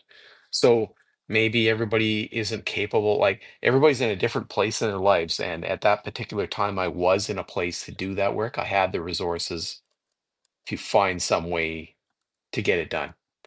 And maybe another person wouldn't have been able to, and they would have ended up committing suicide. I don't know. But it also at the same time feels like it's absolving a bit of your personal responsibility, because then you don't have to mm, do it. Like long term, if you start on the Ozempic path, then you may have just committed a lifelong decision there, because you're not going to be able to quit using it without gaining weight back, and potentially, in my case, getting the food noise back. And I don't know what would happen for sure. Like it's different paths, right? But what may happen, like you pointed out, is that you may find out that 20 years of Ozempic really does something to you that we don't want. right. So, whereas I Yeah. doubt 20 years of vegetables going to do that to me. So, Yeah. Or just 20 years of inner work, yeah. right? I think that's such a great point, and I think that's something that really clicked with me, I think, with porn addiction was actually doing more work on myself and who I am, Mhm. who I want to be. Uh, a lot of your points too, I think, match up a lot with the book Atomic Habits, Oh which I'm yeah. rereading right now, and something that James Clear, the author, and if you haven't read that book, I recommend it to everybody. I'm rereading it now, I think for the third time. Mhm. It's fantastic, so simple and straightforward. But one of the things I think he says is to really break behaviors. A, you got to have self awareness. But Yep. B, instead of focusing on a goal, focus on your identity first. Like focus Yep. on who do you want to be, and start asking yourself if you're still struggling. Like, hey, what would a person, what would habits would a person do if they're not a binge eater anymore, or like what habits would someone Yeah. do to get to that place? And like you were saying, I think you start to put in those habits and those routines, and over time, those start to become your identity, right? Because I think, as Yep. Clear says, every time you make a decision, really, you're making a vote for whoever you want to be, what identity you want to be when you make a decision, right? And that could be like my example was like going to the gas station and ending up walking out with sparkling water. Now, I still went to the gas station, so that's something, right? But I made that decision to hold off on the impulse. So Hmm. now the next time and this is a true story too. It was pretty recent. I actually had another feeling that I wanted to go to the gas station. I didn't. I just drove past it. I kept Oh yeah. going because I just told myself. I just said, okay, well, what are you gonna do? I mean, last time you walked out with the sparkling water, you gonna go in there and Hmm. now get something that's not healthy for you? Is that the person you want to be? And I think those are There, daily questions, right? yeah. Uh, Christy says when I quit smoking, the freedom was weird getting used to. So I smoked hardcore for a Mm, couple decades. Like we're talking two Canadian packs a day, 25 cigarettes in a pack, like the king sized ones. So okay. I had a massive smoking, and you might say I that was that was before all these other things happened. I quit in 2002, but Good for you. like Christy says, the freedom was weird getting used to. So when you first quit smoking, you can't even figure out what non-smokers do with their time. Like, what do they do with all their time? They're not Yeah. picking up a smoke or anything. Like, it's Oh. unbelievable not having to do that, not having to. Well, these days you would have to go outside to smoke, and you'd have to like struggle to find a place at the airport, and all these things are much more difficult than they were back in early 2000s, right? But yeah. Um, So yeah, what do people that aren't hooked on fast food do with their time? Mm. That might be that's a bit of a struggle for some people. Like how do you get around the fact that you can't just stop at a gas station and eat whatever you want? Like what do you do? If you can't just pick up a cheap sub from Subway or whatever. And which is really true for me now because I have troubles with wheat. So that's a big no-no for me, the bread. But um it is a mental switch, like you're talking about your identity, right? When you're a smoker, you're a cool smoker. I actually had dreams of smoking for years later, where Mm. I would be smoking in the dream and picking up chicks, and even though I was married, like in the dream, you know how it is in a dream, you get to do whatever. Um, so in the dream, I'd be smoking, I'd be the cool guy. There'd be some hot chick there, and that would basically be the entire dream would be just being cool while smoking. So um, that's your identity then as a smoker. Whereas a non-smoker, and that is exactly how I became a non-smoker, was I changed my identity with hypnotism to become a healthy non-smoker. That was literally the statement was I, Tim, am a healthy non-smoker. So Mm. changing my identity is what got me away from the smoking. And with the binge eating, I remember reading about identity and that if you want to build a new habit, you need to become the kind of person that does that habit. So say for instance the habit is to get 30 grams of protein in the morning, then I became the kind of person that was just going to do that. And that Mm. was my new identity. And I remember thinking to tell myself I'm not the kind of person that's going to stop at the gas station and buy a bag of chips and four chocolate bars. I'm not that kind of person anymore. I'm the kind of person that drives past the gas station and eats his packed lunch, right? I remember thinking Yeah, that, that's because great. I probably got it from his book that you're talking about there, the Atomic Habits book. But yeah, so Well, yeah, it's identity, right? yeah, and it's I think sometimes when I'd hear that stuff in the past, it's almost like you'd be like, "Oh, that's so simple. If it was so simple, everyone would do it." But it's almost like that's the opposite thing. It's like I feel like the most simple things like just people just don't do because they think if it's simple, everyone would do it. So then Yeah, it's like they're believing this yeah, false premise, and then you just talk yourself out of just doing simple things, right? I feel yeah. like there's so many good books like Atomic Habits and so many other ones. And what you write about, I try to incorporate in my writing too.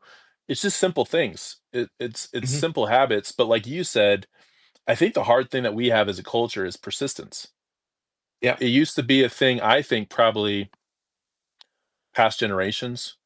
Uh, I think there's a shift, and maybe that's too just culturally with where we're at with how convenient things are, and yeah, like where it's almost like we've been programmed, uh, conditioned to just expect things to happen when we yeah. click a button, or to be satisfied just right away with something.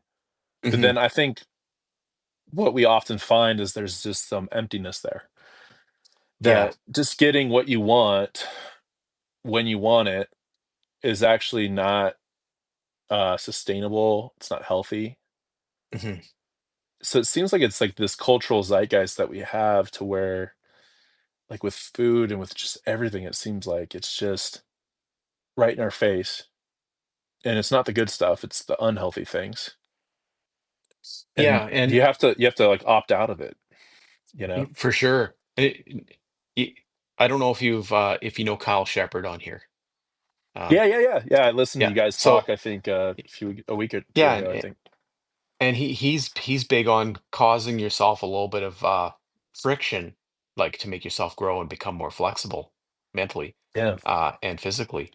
And if you think about that, like, so we have a society where we're always dodging uncomfortable things on purpose. Like, we go out of our way to avoid anything uncomfortable. We don't want to be too cold or too hot, or we got air conditioning, we got heaters. Everybody avoids in general being uncomfortable. Yet we know that having a cold plunge tank is good for you. Like, having that Mhm. shock of cold is good for you. Um, if we have a relative that we just don't like, they become toxic, so we have to ditch them for sure, instead of maybe facing the fact that we might have something to do with that relationship. Like, maybe we're part of the equation. Uh, and I'm not saying you have to stick it out with every relative by any means. I'm just saying that our tendency nowadays is to think, well, you just run from anything that's too hard, because you don't have to do it, right? You could just ghost them, and you're done suffering. So so you lose family relationships, which affects other areas of your life. Um, y- People in general sit too much and think exercising is hard, and but we know that if you don't make yourself uncomfortable at the gym, you just don't grow muscles, like, you don't get tougher. So being uncomfortable has a value for sure. And you're right, we're trained to just push a button and open a package full of pre-cooked food, and have an air conditioned car, and everything is too easy. So but quite often society has a backlash where things will go all the way one way, right? And it's like a sine wave, right? So we're dipping right now, maybe we're dipping, and we're gonna hit this bottom point where everything is like, everybody's totally lost all respect for themselves, and then it's going to go back up again, and we're going to go the other way. Maybe Mm. in 60 years, we'll have a society where everybody's like minimalists, where nobody will buy pre-cooked food, and nobody will use anything but a flip phone, and it could be. We don't know. Yeah. So, and not only that, but Earth is not uniform. So what's happening in North America is not necessarily what's going on in Spain, which is not what's going on in Africa. necessarily. So there's pockets where it's worse in some ways than others. So although I know in Mexico, everybody's glued to their phones these days. You walk around in Mexico and you Oh watch yeah. people driving and texting and walking and texting. And everybody's it's pretty interesting. They're much better at it than we are because they rarely get into accidents, but they're driving and texting everywhere they go. So They're just better they're pros just at it. We're just they're not good better at it. drivers. Yeah, yeah, exactly. They've got skills. But they're Oh definitely man. glued to their phones now. So Yeah. I feel sorry for them. Yeah, yeah. Yeah, It's there was a podcast I was listening to recently. I need to find the photo, but they were talking about how I think it was like in 2014 some artist took a picture of people New York subway and then he removed all the phones from their hands. yeah. I'll have to find this and post it because I was listening to this before bed, so that's typically what one of my things I do is Uh, instead of being on my phone, I just always grew up listening to audiobooks as a kid with my mhm. parents. We had like this cassette player in the middle of the hallway closet. My dad had wires going to the boys' room and the girls' room. Oh, And really? then, yeah, we listened to Arnold Lobel, Frog and Toad was one of my favorite ones. Oh, really?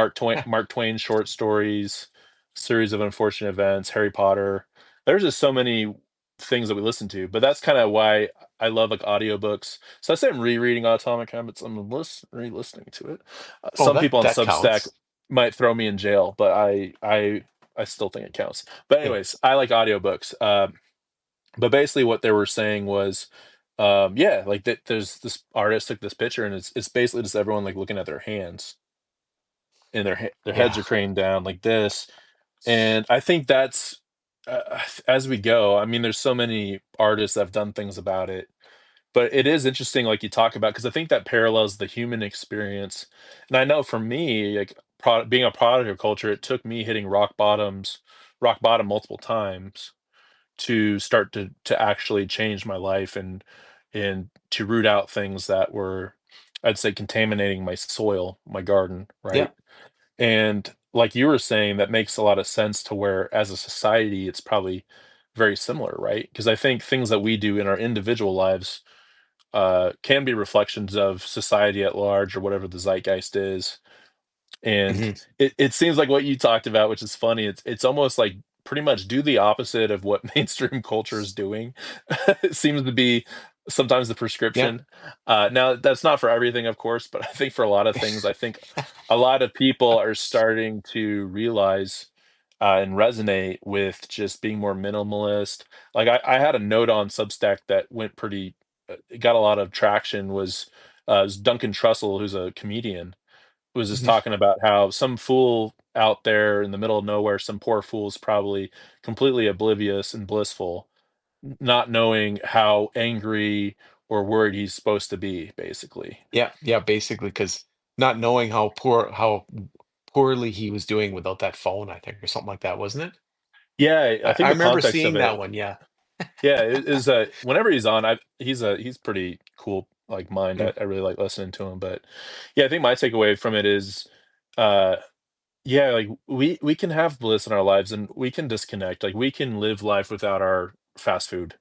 We can live Yeah. life without this stuff. And like you said earlier, right? Like maybe somebody can go and just get one McDonald's burger. But I would say that those people are probably, I would venture to say, more on the exterior. They're not making up the whole like a larger probably the larger population is probably people that struggle. Like, they can't just have one, Yeah. you know? Because that's how our society's programmed. Because it's like, hey, go here, spend your money here, Yeah. and over time, right? That with I think the integration of technology, with social media, with algorithms, it's just going to get harder and harder, I think, to pull away from this stuff. Probably the biggest deterrent, really, for a lot of people lately has probably been the economy. I would say it's just gotten more expensive, I think, to get fast food. But I still think I don't know if you'd look at sales and how they're doing, but I'm sure they just up their prices, right? I'm, So you're I'm maybe you're sure not they're going not as much, doing but doing bad, but I don't yeah. know. I But do know though that if you yeah. actually calculate it out, no matter how you look at it, vegetables and meat is still cheaper. Everybody thinks it's not, but Mm. You tell me how much a bag of carrots costs. And I'm sorry, but I hear a lot of whining out of the States about the cost of eggs. Like, give me a break. Do you know how cheap your eggs are compared to the eggs in Canada? They're like, How okay, tell me. well, 7.50 Canadian for a dozen. Okay. And So what what's does it Canadian cost to there? oh gosh. Well, I've seen some eggs recently still in the supermarket that were like $8 American Oh, really? for a dozen. Yeah.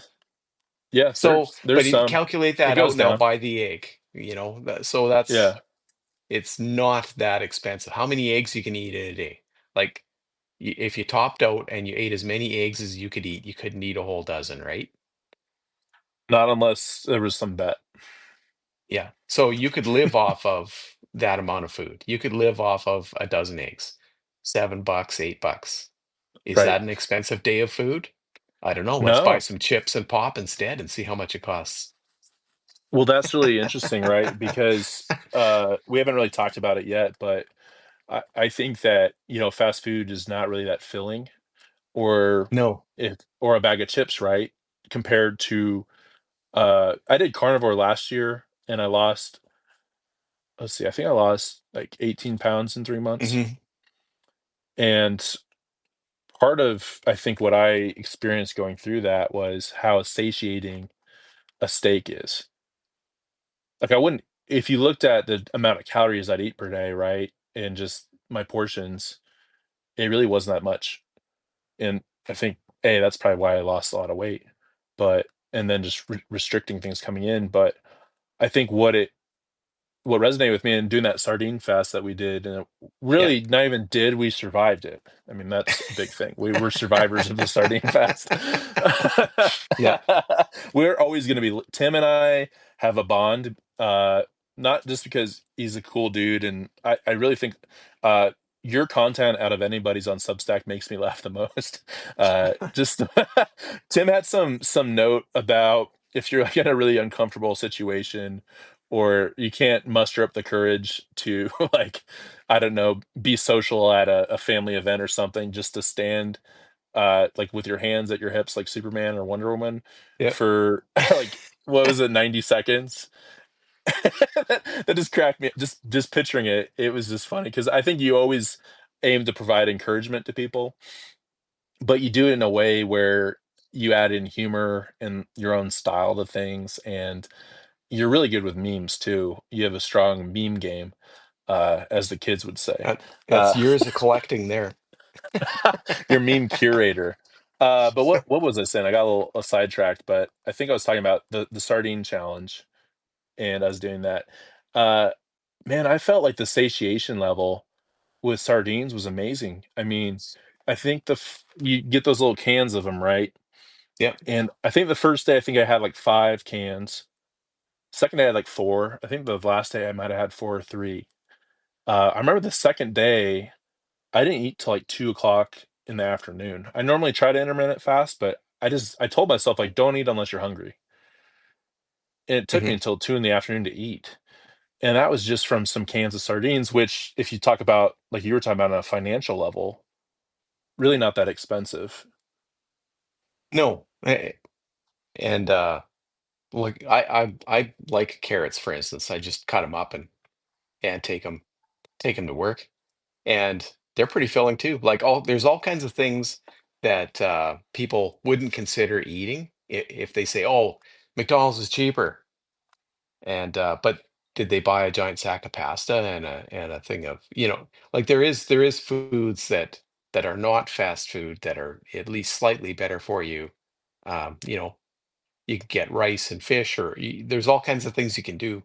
Um, it's kind of an excuse. It's letting yourself believe that fast food is cheaper because it really is not cheap anymore. Maybe at one time it was kind of cheap, but Yeah, it's not that cheap now.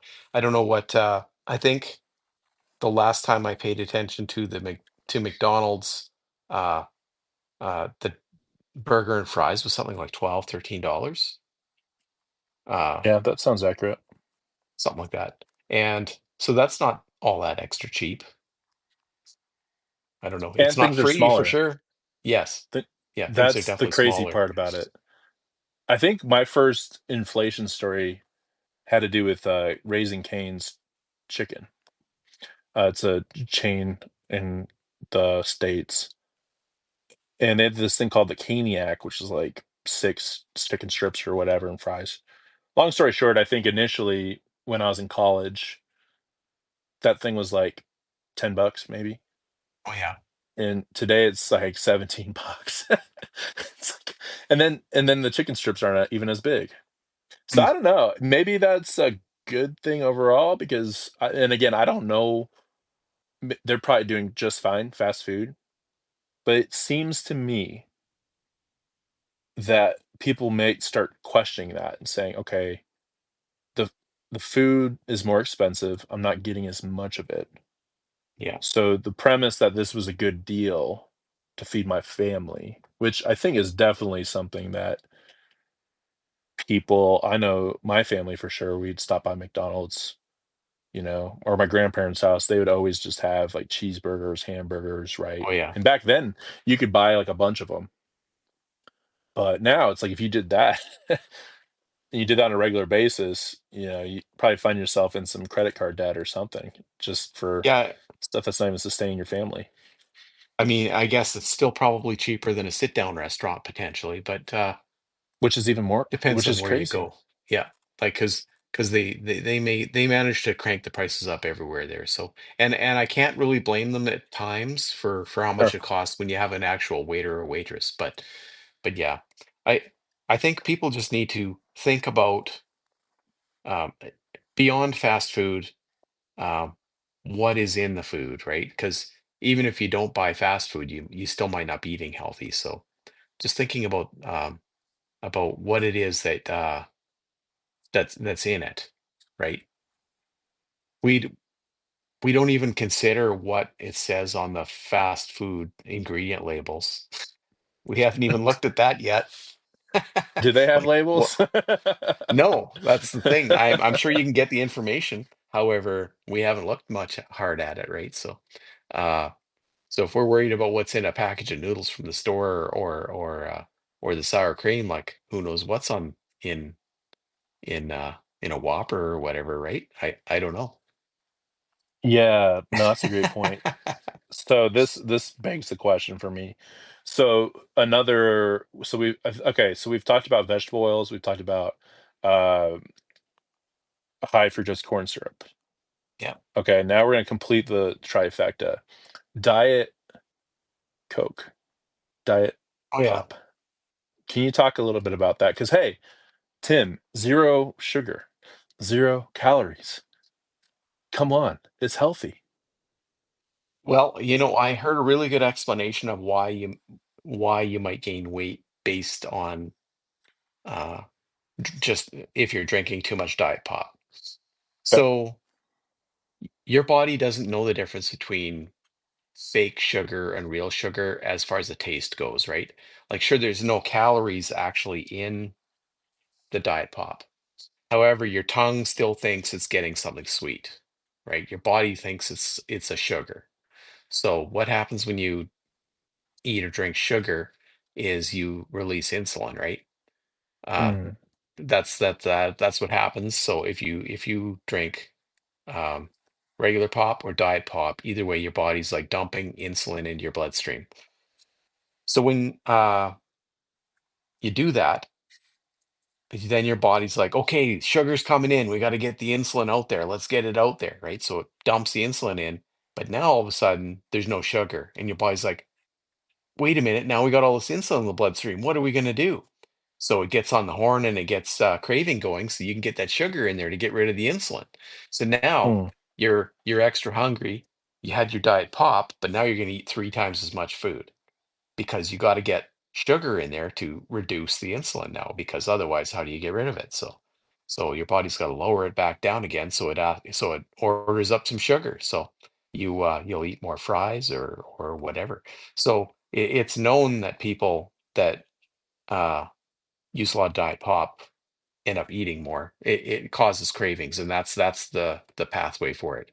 Is that it dumps insulin in your bloodstream, then your body's got to get rid of the insulin, so then it needs more food. And then can you So, just explain, just for the audience, and a little bit for me, maybe a recap on probably what I learned when I was a kid, but what's the purpose of insulin?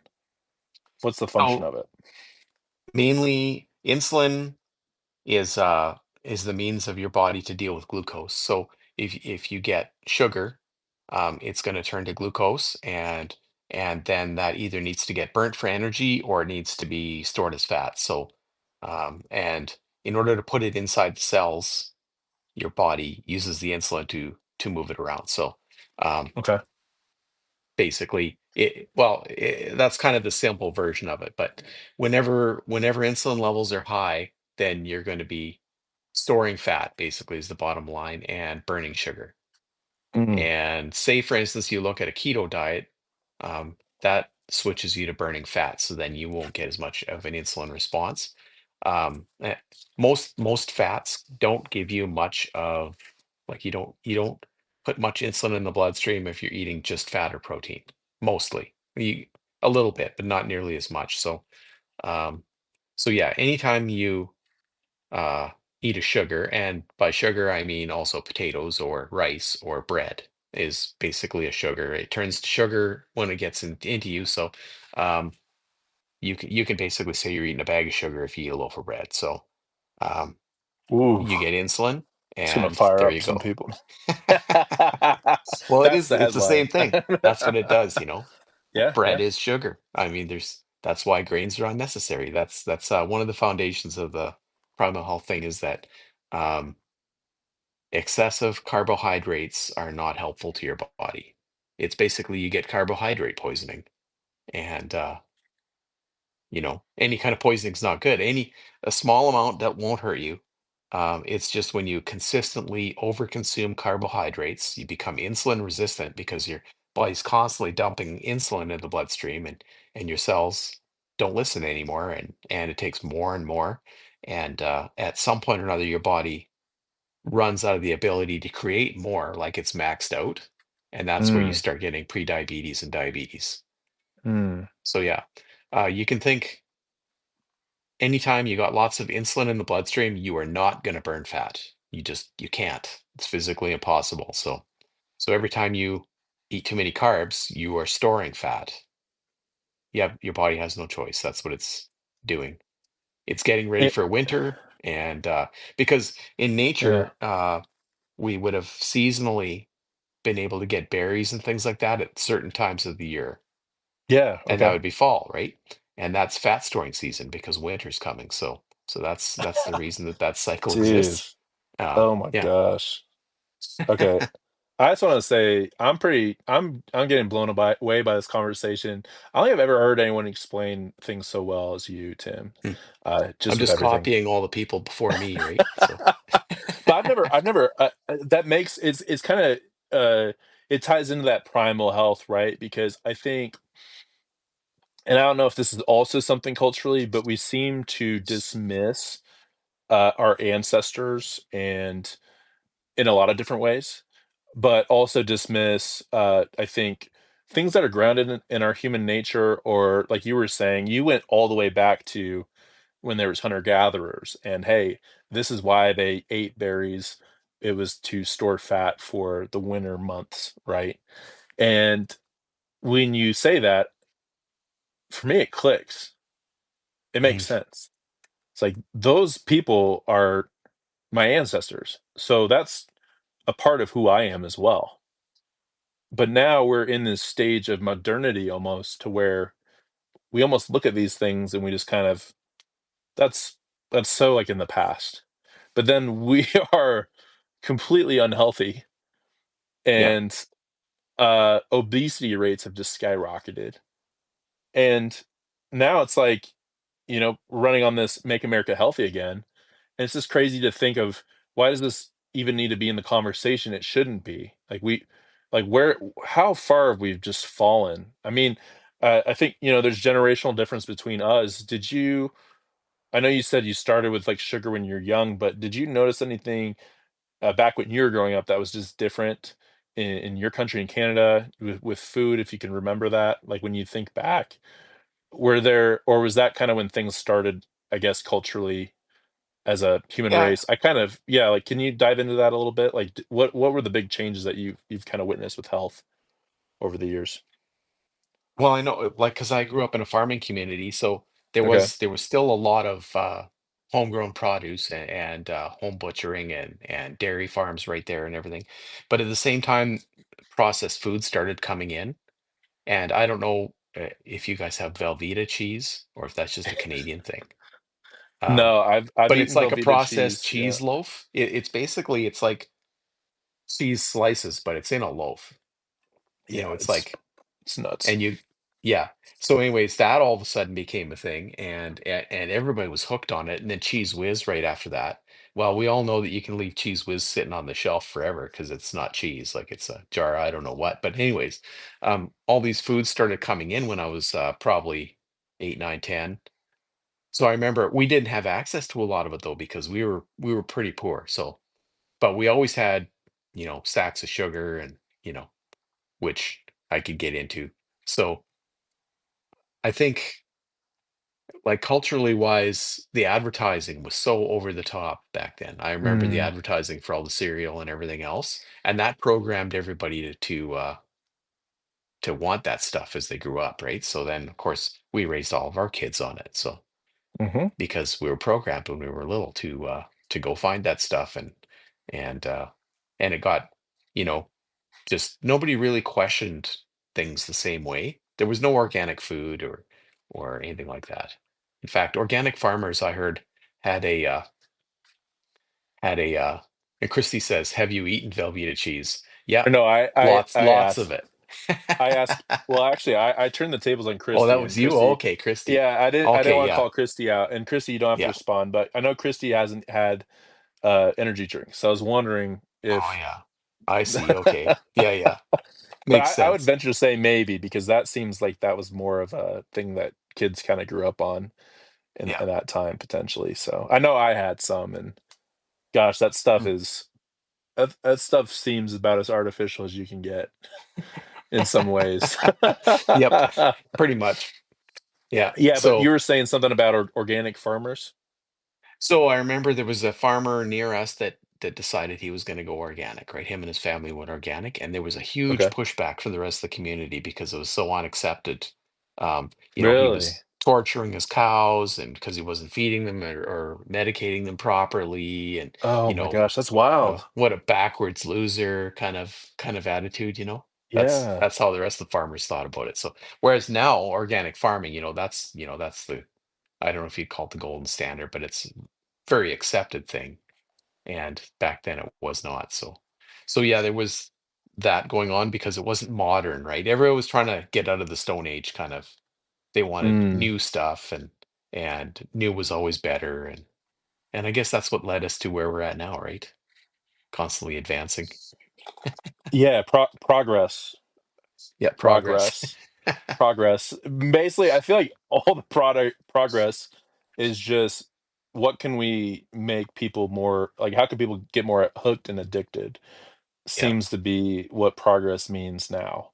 To where Mhm. you would imagine with the technology that we have that we would be eradicating or at least significantly reducing. I actually heard something again from a podcast. I listen to a ton of podcasts, but I think the person was saying that there's actually now the imbalance on a world level of obesity compared to people that don't have enough to eat, if that makes sense. To where now Yeah. there's more obese people in the world than people that are, below nutritional level, if that makes sense. Mhm. Yeah. I don't know if you've heard that before. I'm sure it depends on what part of the world you're in, but for sure, um, it seems like you don't see all that many thin people in North America, right? So, No. for sure here that's true, I think. Yeah.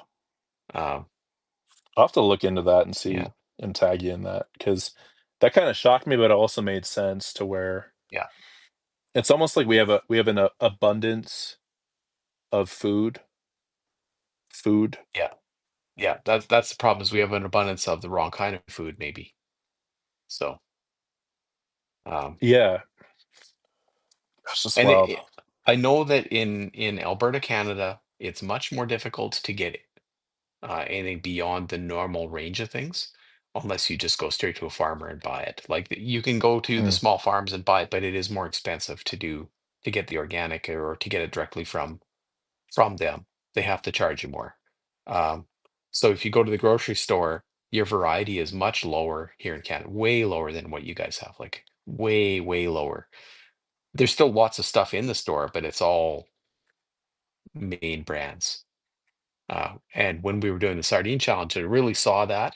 I never really thought about it before, but there's basically three companies that sell canned fish, and all they sell is sardines, tuna, and salmon, and that's it. Like, and then maybe you can get oysters, but they're all packed in seed oil, and that's and then there's lots, like the shelf is full, but it's all the same thing.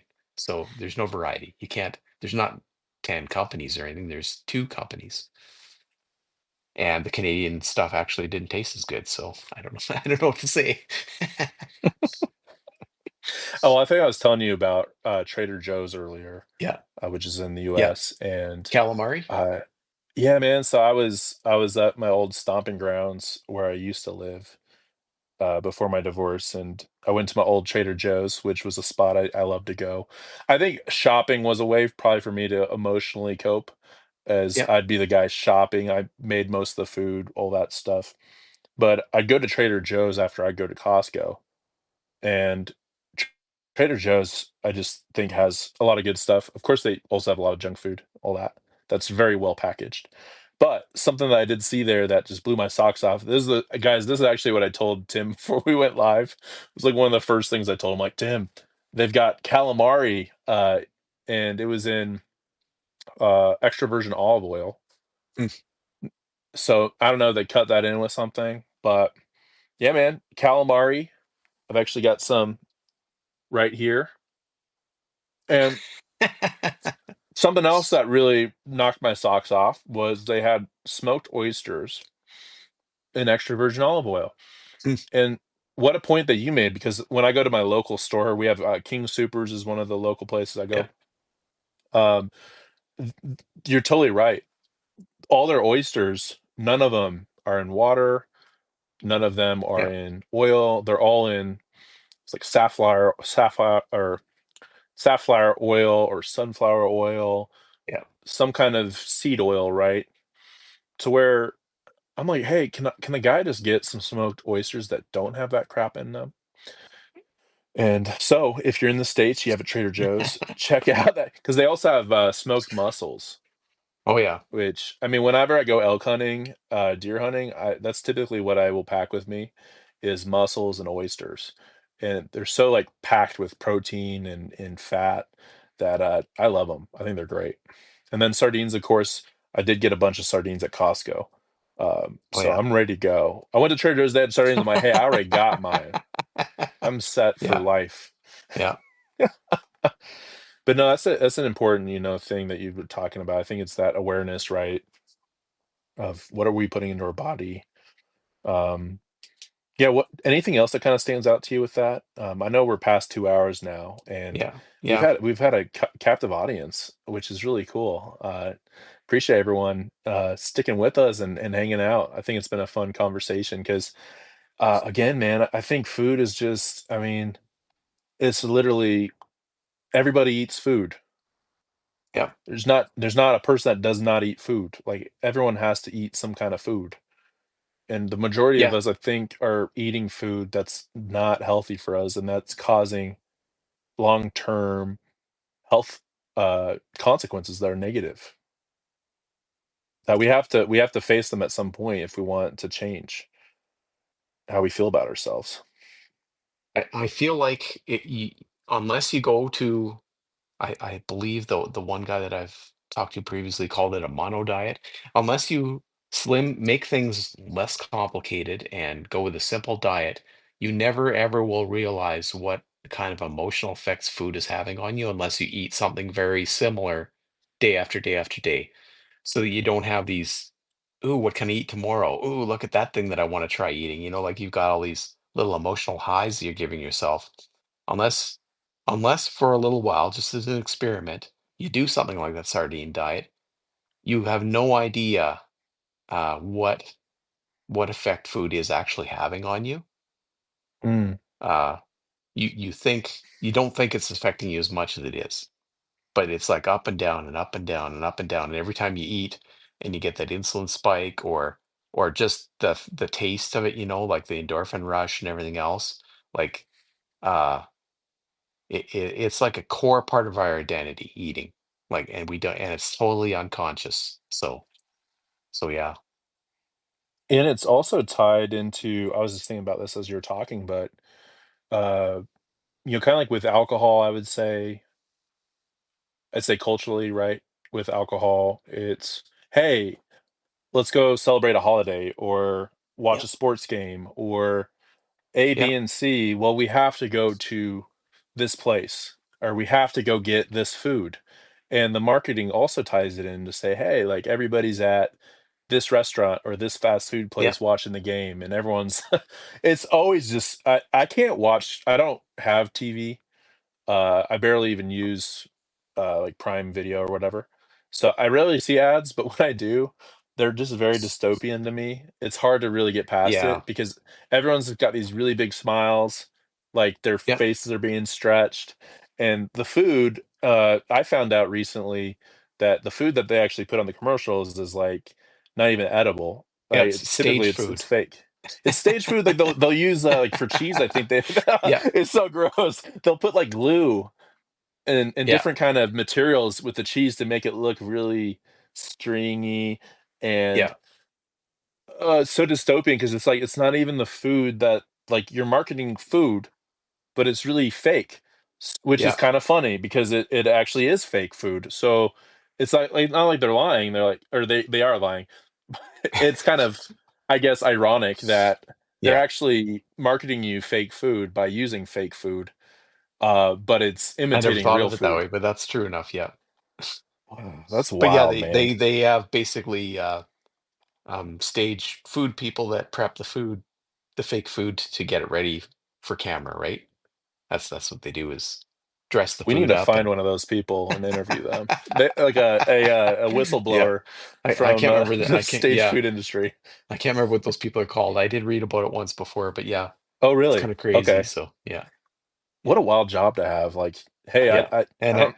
I remember they even told us that in school, that when you see beer in a commercial, it might be motor oil with a little bit of soap on top of it to give it some foam. Okay, that's. Because it'll give it that rich color, that color. Oh my. Okay, that makes this even better. So Yeah. you're eating plastic and you're washing it down with motor Could, oil. yeah. Oh my gosh. Okay, that's Yeah. hilarious. Okay, not hilarious. That's actually really sad. But it goes to the point of like what we've been talking about this whole podcast really is um I mean personally, right? Personally seeing this in your life and doing something about it and changing your behaviors, but also tying that I think to the roots of it. I think there's a personal element of, and I wrote about this, but my dad struggling with alcohol when he was Yeah. absent, it locked in my addiction to porn because that's where I would go for the comfort, to be seen, for the attention, for the Yeah. gratification, more or less like that warm blanket. That was like my Hmm. solution. And like you were talking about with your family, it was like the sugar and that. So there's that element of it, but then there's also a cultural element Yeah. that once you see it, it's really hard to unsee it, and then that can also play into your personal life. I think that's why when I talk about the porn industry, I want to talk about it. Like I want to talk about how predatory it is and how this is baked into our culture. Because I think if you can connect the dots in your personal life and then tie it also to uh, culture and how you were lied to or how you were programmed to Hmm. think a certain way, it can really lock in then similar to how that negative habit locked in, it can lock in the positive habit or the positive Yeah. identity, right? To where it's a similar, I guess, structure, but it's something that's actually sustainable and healthy, to where you can lock in and connect the dots for yourself, to where it's less of a white knuckling thing. It's Hmm. more of just like you were saying. I'm the type of person that isn't going to binge eat, or that doesn't go to food to cope, with whatever emotions I'm having. And that's like really powerful stuff, Yeah. you Yeah, know? it's got to be I think if you're going to make any long-term change, you got to make a change to the way you see yourself. And you got to find out what's important to you, and like it helps to if you have a little bit of a life purpose in there, but for sure uh that's what gives you that identity, right? Like having something beyond yourself to focus on, beyond just your happy, like, I don't know, not happiness isn't the right word, but your pleasure and your getting rid of sadness isn't enough, getting rid of Yeah. negatives isn't enough. You got to have more than that. So for sure. Yeah, and maybe just to tie it up, I know we're a little over 2 hours, so we can work to land the plane here.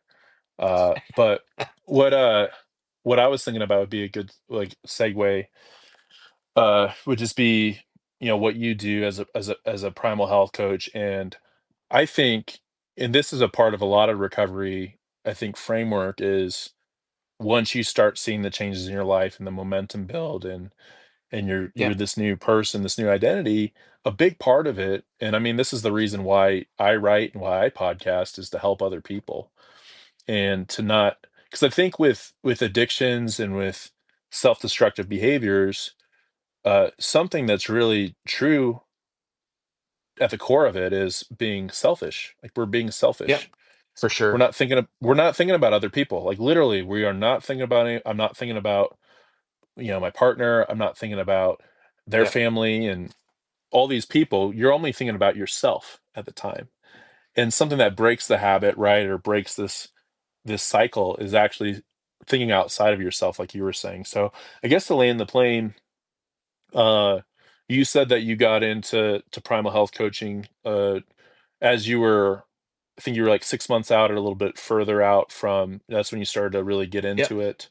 Maybe just tell us, yeah, maybe more about that, and then I think just to land the plane, just what you do today, like what services you offer, and uh, with your coaching, if Yeah. people are interested listening, just where to find that. Yeah. So like I said, it was 6 months with that I hired that coach for, and then when I left her, I basically went straight into learning about how to coach, right? So that took over a year, and because I run a regular job all the time Yep. too. So but yeah, I put myself through a whole bunch of different courses there with that, and then at first I had a few people that I coached for free, right? I think everybody likes to start like that. And so I have right at the moment I have a couple clients, but I mostly focus my efforts on Substack because I really feel like there's a way to reach a lot of people at once rather than just, one or two here or there. Uh Running a full-time job, I couldn't possibly have 20 clients. So it'd be too Right. much, right? Individual clients. So I'm trying to find ways to talk to a lot of people all at the same time, and to basically show them hope, and that there is a way to, let them learn about themselves and ask questions. Like I'm trying to create curiosity, right? And get people to think a little bit outside the box. Um, so and I'm well, you know how Substack is. It's quite a bit of work. It's not, but if it's something you like to do, this Yeah. is not a get rich quick scheme or anything like that. It's a matter of writing this stuff keeps my mind on it too, and keeps me honest. And at the same time, I'm getting a lot of feedback from people, and Hmm. uh, and reaching a lot of people. Um, so that's kind of the way I'm working it now. I do have a couple spots available for private coaching, but mostly what I want to do is I want to run some challenges now. Cool.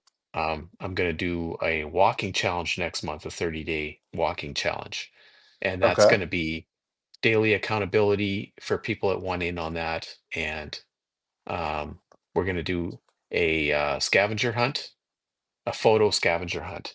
So Oh, cool. I like that. I don't think it it's not. I want to make it easy.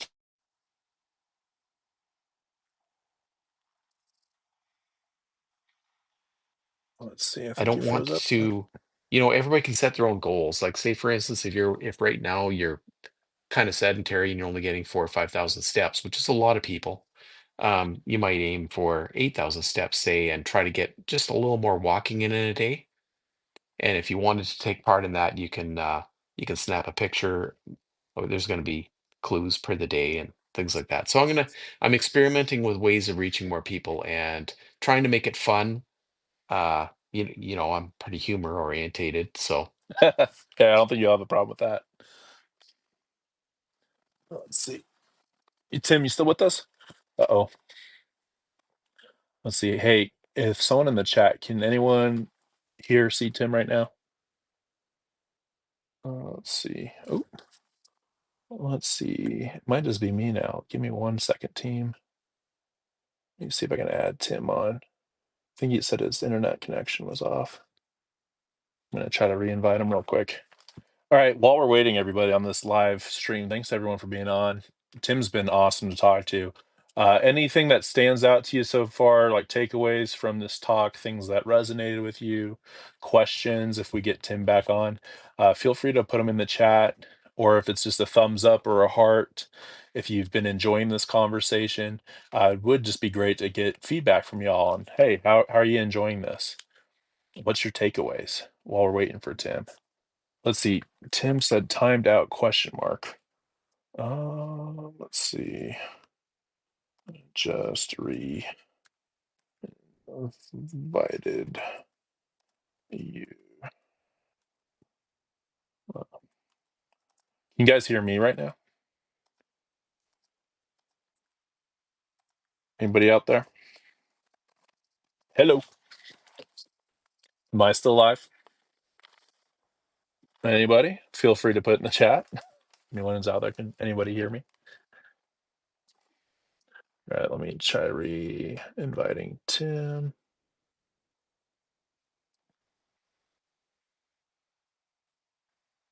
But yeah, what a great conversation. We were going 2 hours, and I feel like that just really flew by. Lots of good information there about food in general, and I think just psychology, just how we are as people too. All right, let me double check, reach out to Tim real quick.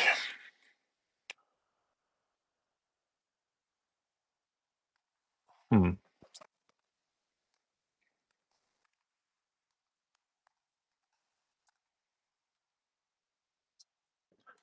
Okay, Tim joined.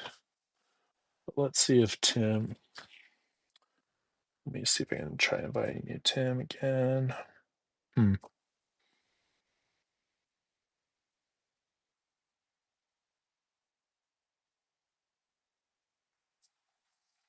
Hey, everybody. If you're just hopping on or been on, I've been talking to Tim Ebel, who is the author of the Time to Thrive publication on Substack. And Tim and I have been talking now for 2+ hours. So we were just working on landing the plane. He was talking about coaching. And for some reason, Tim got knocked off the feed. So we're just trying to get him back on. All right, Tim. Tim, can you hear me right now? For some reason, yeah, the feed's just not going. Huh. Let's see. Anybody else? Can anybody else hear me right now?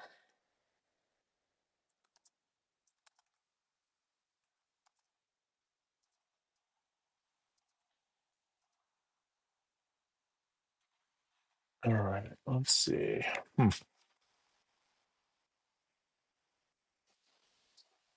Tim! there we go. I Woo! don't know what happened there. Oh man. Woo! Internet I, f- troubles. I was like you're talking about bailing out the boat. I feel like I was Oh trying yeah. to bail out the boat. It was sinking, but I nah. guess It's that was a sign that we need to wrap it up, right? yeah. Yeah. The internet's just like, hey, Yeah. you guys are talking about things that are a little too close to the chest. You know, it was the It was the they Yeah, kicked us off. yeah, could be. Whoever they are. If they were Uh going to kick us off, they would have done it earlier, I think. yeah, yeah, yeah, yeah. Yeah, right. But yeah, I was just and as we were talking and working on landing the plane, if anybody listening live right now, I know a few people just jumped on. If anyone cares to share just takeaways, things that resonated with you, if you have any questions for Tim, if you have any personal questions or things that you're curious about, now would be a good time to put them in because we're this is the captain speaking. We're starting the descent with the conversation. I'm sure. I mean, I don't know about you, Tim, but I'm a big time extrovert. So anytime I get the opportunity to talk like this for a while, I feel like I could talk forever and and talk with you and with others forever. So I just appreciate your time and being able to share your story and your expertise with us, man. Oh, It's a this has been a blast. great conversation, and you're pretty easy to talk with. So yeah, it's been a good conversation. But um, and I think it's this stuff is a lot to think about. It Yeah, it, it sounds like a simple problem, like sure. binge eating sounds like it's got shallow roots, but it doesn't, and it's just like all addictions. It's a big it's a tough human condition, right? Any addiction is. So yeah. Um, but yeah, I haven't actually had supper yet, so maybe I'm gonna sneak off and get some food. Cool. You got some sardines waiting for you. That's No, actually, I have some pre-cooked chicken, and I'm gonna throw some asparagus in for and ooh, steam some asparagus. I think that's what's that on the sounds on the go. that sounds So, I'm kind of hungry too. I want to get something to eat too. Um so that's I might open up another pack of calamari. oh yeah. Might go out, might chase some calamari. But yeah, I haven't had calamari in a while, man. I love calamari. It's remember when I was a kid one time, a classmate brought in calamari and I was just hooked. I'm like, what is this stuff? I need more. Calamari is so I tasty. can't say I haven't had any for about 10 years now. So Might have to ship you some contraband from the yeah, maybe. States. uh, but hey, everyone, really appreciate everybody being on and engaging in the conversation. Uh, Again, Tim, where can people find you if they'd like to? Definitely subscribe to Tim and his publication. But Time to Thrive, correct? Yeah, time to thrive.ca.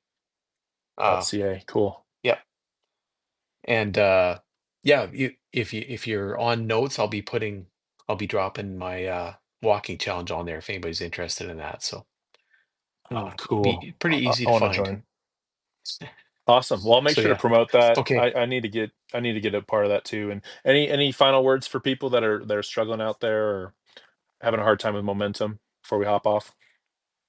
I think the one thing I want everybody to know is if you're at the bottom, like if you're having a low spot in your life, it seems like there's no way you can get out of it, right? Like in that moment, it just everything seems hard, and all you can see is that little situation where you're locked in that box in your head, and but you're not alone, and that is just I hate to say the word just, but that is just what your brain is telling you, and it's not necessarily true. Like there is always some way out of that.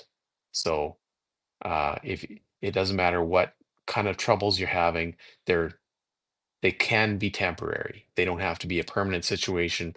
There is a way that you can find a way out of that, and things can get better.